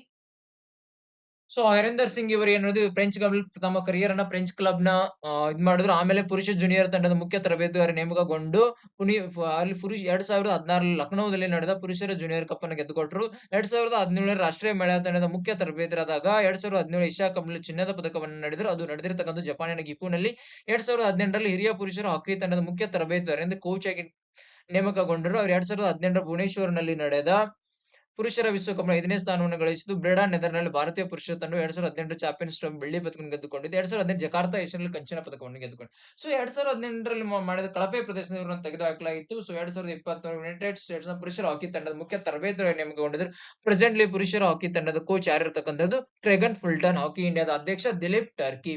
So hockey ಬಗ್ಗೆ international hockey federation established in 1924. Hockey headquarters in Lausanne. Mohammad Tayyab Ikram is a head. And hockey cup, these are the hockey cups: Wellington, Essendon, Renebrank, Aga Khan, Bittern Cup, Bombay Gold Cup, Dhyanchand Trophy, Maharaj Ranjit Singh Gold Cup, Lady Ratan Tata Trophy. So ICC Women's Player of the Match ಯಾರು ಗೆದ್ದಿದ್ದಾರೆ? Ashley Garden, Maya Boucher, Amelia Kerr, Sophie Devan. So that my Boucher is won by hockey March month of the player. ICC Men's Player of the Month in January, Samar Joseph from West Indies. February, Yashasvi Jaiswal from India. March, Kamindu Mendes from Sri Lanka. ICC Women's Player of the Month, January, Army Hunter. February, Annabelle Sutherland. And March ಅಲ್ಲಿ Mahi ಬೌಚರ್. So ICC ಬಗ್ಗೆ ಮಾತನಾಡಬೇಕಂದ್ರೆ ಸ್ಥಾಪನೆ 1909ರಲ್ಲಿ, headquarter Dubai, representing 108 members. ICC hall of the fame 2023 ಯಾರಿಗೆ ನೀಡಿದರು? Virender Sehwag. Chairman Greg Barclay from New Zealand. So IIT Madras rapid FIDE rated chess ಪಂದ್ಯಾವಳಿ ಯಾವ ಆವೃತ್ತಿನ ಆಯೋಜಿಸುತ್ತೆ? 8ನೇ, 9ನೇ, 6ನೇ ಮತ್ತು 10ನೇ. ಸೊ ದಟ್ ಇಸ್ 6ನೇ ಆವೃತ್ತಿಯು. ಸೊ ಪ್ರತಿ ವರ್ಷ ದಿನಾಂಕದಂದು ವಿಶ್ವ ಹೋಮಿಯೋಪತಿ ದಿನ ಪ್ರಪಂಚದಾದ್ಯಂತ ಆಚರಿಸಲಾಗುತ್ತದೆ. ಸೊ ಯಾವ್ದು ಏಪ್ರಿಲ್ 10ರಿಂದ ಪ್ರತಿ ವರ್ಷ ವಿಶ್ವ ಹೋಮಿಯೋಪತಿ ದಿನವನ್ನು ಆಚರಿಸಲಾಗುತ್ತದೆ. It pays tribute to the visionary contribution doctor Samuel Hahnemann. So ಈ ವರ್ಷದ ಘೋಷಣಾ ವಾಕ್ಯ homoeo Parivar, one health one family. The finer of the development of homoeopathy, founder of the homoeopathy. So question number 42, badminton Asia championship 2023 ಯಾವ ದೇಶದಲ್ಲಿ ಆಯೋಜಿಸಲಾಗಿದೆ? So ಸರಿಯಾದ ಉತ್ತರಗಳಿವೆ. Badminton Asian championship 2024 held in China. So ನಿರೀಕ್ಷೆಗಳೇ ಒನ್ ಲೈನರ್ ಕ್ವೆಶ್ಚನ್. ಸೈಬರ್ ಅಪರಾಧದಲ್ಲಿ ಯಾವ foundation Karnataka police ಇಲಾಖೆಗೆ 33 ಕೋಟಿ ನೆರವನ್ನ ನೀಡಲಾಗಿದೆ? Infosys, Azim Premji foundation, Sambhram foundation, Mahindra foundation. ಸರಿಯಾದ ಉತ್ತರ Infosys foundation. So critical minerals ಗಾಗಿ ತಾಂತ್ರಿಕ ಮತ್ತು ಜ್ಞಾನ ಸಹಕಾರಕ್ಕಾಗಿ CSR IMT ಯೊಂದಿಗೆ ತಿಳುವಳಿಕೆ ಒಪ್ಪಂದಕ್ಕೆ ಯಾರು ಸಹಿ ಹಾಕಿದ್ದಾರೆ? That is KABIL, Kanis Bidesh India Limited. So Kanil Bidesh India is a joint venture company run by National Aluminum Company Limited, NALCO, Hindustan Copper Limited, that is HCL, Mineral Exploration and Consulting Limited, that is MECL. Under ಇದು ಯಾವ ministry ಕೆಲಸ ಮಾಡಿ? Ministry of Mines, Government of India. Mandate of Kabil is to identify, explore, acquire, development, mine, process and procure the critical mineral. So CSIR IMT ಬಗ್ಗೆ ಮಾತಾಡೋದು Council of Scientific and Industrial Research, Institute of Minerals and Materials Technology. So critical minerals are those minerals that are essential for economic development and national security. The lack of availability of these minerals or concentration of extraction or processing a few geographical location may lead to supply chain vulnerabilities and even disruption of supplies. So declaration of critical minerals, America 50 mineral ಕಂಡುಹಿಡಿದಿದೆ, Japan 31, UK 18, ಇನ್ನು European union 34, Canada 31. So ಭಾರತವು ಇಲ್ಲಿಯವರೆಗೆ ಒಟ್ಟು 30 critical minerals ಗಳನ್ನ ಕಂಡುಹಿಡಿದ. ಅವುಗಳಂದ್ರೆ antimony, beryllium, bismuth, cobalt, copper, gallium, germanium, graphite, hafnium, indium, lithium, molybdenum, niobium, nickel, ಪೀಸಿಯಂ, phosphorus, potash, REE, rhenium, silicon, strontium, tantalum, tellurium, tin, titanium, tungsten, vanadium, zirconium, selenium and cadmium. These are the critical minerals founded by Government of India and under Archaeological Survey of India. So next ಗಳಿದ್ರೆ ಭಾರತೀಯ ಹವಾಮಾನ ಇಲಾಖೆಯನ್ನು ಯಾವಾಗ ಸ್ಥಾಪನೆ ಮಾಡಲಾಯಿತು? 1875ರಲ್ಲಿ. So ಇದು ತನ್ನ 250ನೇ ವರ್ಷವನ್ನ ಸ್ಥಾಪನೆ ಮಾಡುತ್ತಿದೆ. So it's the national meteorological survey India. ಇದು ಯಾವ ಸಚಿವಾಲಯ? ಭೂ ವಿಜ್ಞಾನ ಸಚಿವಾಲಯ, ಪ್ರಧಾನ ಕಚೇರಿ ನವದೆಹಲಿ. IMD is also one of the 6 regional specialized meteorological center of the World Meteorological Organization. Major initiative: National Moon Mission, Monsoon Mission, Mausam Map, Doppler weather radars. IMD launched several initiatives such as 150th. So presently DG of the meteorology Dr. Mrityunjay Mohapatra, first Director General of Observatory Sir John Elliott. So ದೇಶದ 7 ವಿವಿಧ ಶಕ್ತಿ ವಿದ್ಯಾಪೀಠಗಳಲ್ಲಿ ಶಕ್ತಿ ಸಂಗೀತ ಮತ್ತು ನೃತ್ಯದ ಉತ್ಸವವನ್ನು ಆಯೋಜಿಸುತ್ತಿರುವ ಸಂಸ್ಥೆ ಯಾವುದು? ಸಂಗೀತ Natak Akademi. Sangeet Natak Akademi establish 1953ರಿಂದ apex body of India dedicated to preservation and promotion ಗಳು. So ಇದನ್ನ ಯಾರು? Minister of education resolution pass ಮಾಡೋ ಪ್ರಕಾರ. ಸೊ ಯಾವ ಕಮಿಟಿ ಇದನ್ನ ಹೇಳಿದ್ರು? Doctor PV Raj Mannar committee as a first chairman. So appointed, ಇದನ್ನ ಚೇರ್ಮನ್ ಅನ್ನು ಯಾರು ಅಪಾಯಿಂಟ್ಮೆಂಟ್ ಮಾಡ್ತಾರೆ? So president of India. So ಇದು ಒಂದು autonomous body under the minister of culture. So ಯಾವ ಅಕಾಡೆಮಿ ನಡೆದು? ಉಸ್ತಾದ್ ಬಿಸ್ಮಿಲ್ಲಾ ಖಾನ್ ಯುವ ಪುರಸ್ಕಾರ. So 100 rare arts from that were verge of extinction. So ಅದಕ್ಕೋಸ್ಕರ ಅದನ್ನ ಪ್ರಿಸರ್ವ್ ಮಾಡೋ ಸಲುವಾಗಿ ಈ ಒಂದು ನಾಟಕ ಅಕಾಡೆಮಿಯನ್ನು ಮಾಡಿದ್ದಾರೆ. ಸೊ ಕಲಾ ದೀಕ್ಷಾ ಬೈ ಅದ academy.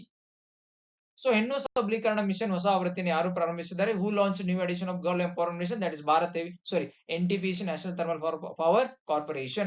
So mission focuses on empowerment of the girls through the various of intervention and aims to identify the nurture their leadership quality so that they can future ready.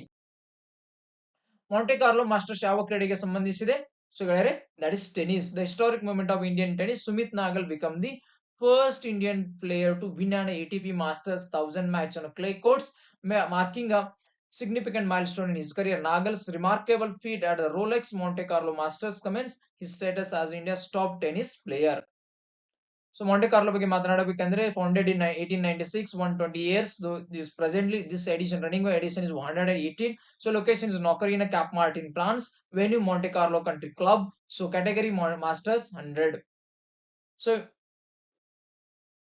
ಇತ್ತೀಚೆಗೆ ಜಿಗ್ ಸುದ್ದಿಯಲ್ಲಿತ್ತು. ಹಾಗಾದ್ರೆ ಇದು ಯಾವ ದೇಶಕ್ಕೆ ಸಂಬಂಧಿಸಿದೆ? Currency ಕ್ರೀಡೆಗಳು ಕೃತಕ ಬುದ್ಧಿಮತ್ತೆ ಪ್ರೋಗ್ರಾಮ್, ಇದು ಕರೆನ್ಸಿ. ಸೊ ಜಿಗ್ ಅಂದ್ರೆ ಜಿಂಬಾಬ್ವೆ ಕರೆನ್ಸಿಗೆ ದಟ್ಸ್ ಜಿಂಬಾಬ್ವೆ ಗೋಲ್ಡ್ ಅಂತ ಕರಿತೀವಿ. ಸೊ ಅಲ್ಲಿ due to increasing inflation the government of Zimbabwe to the decision to change its currency.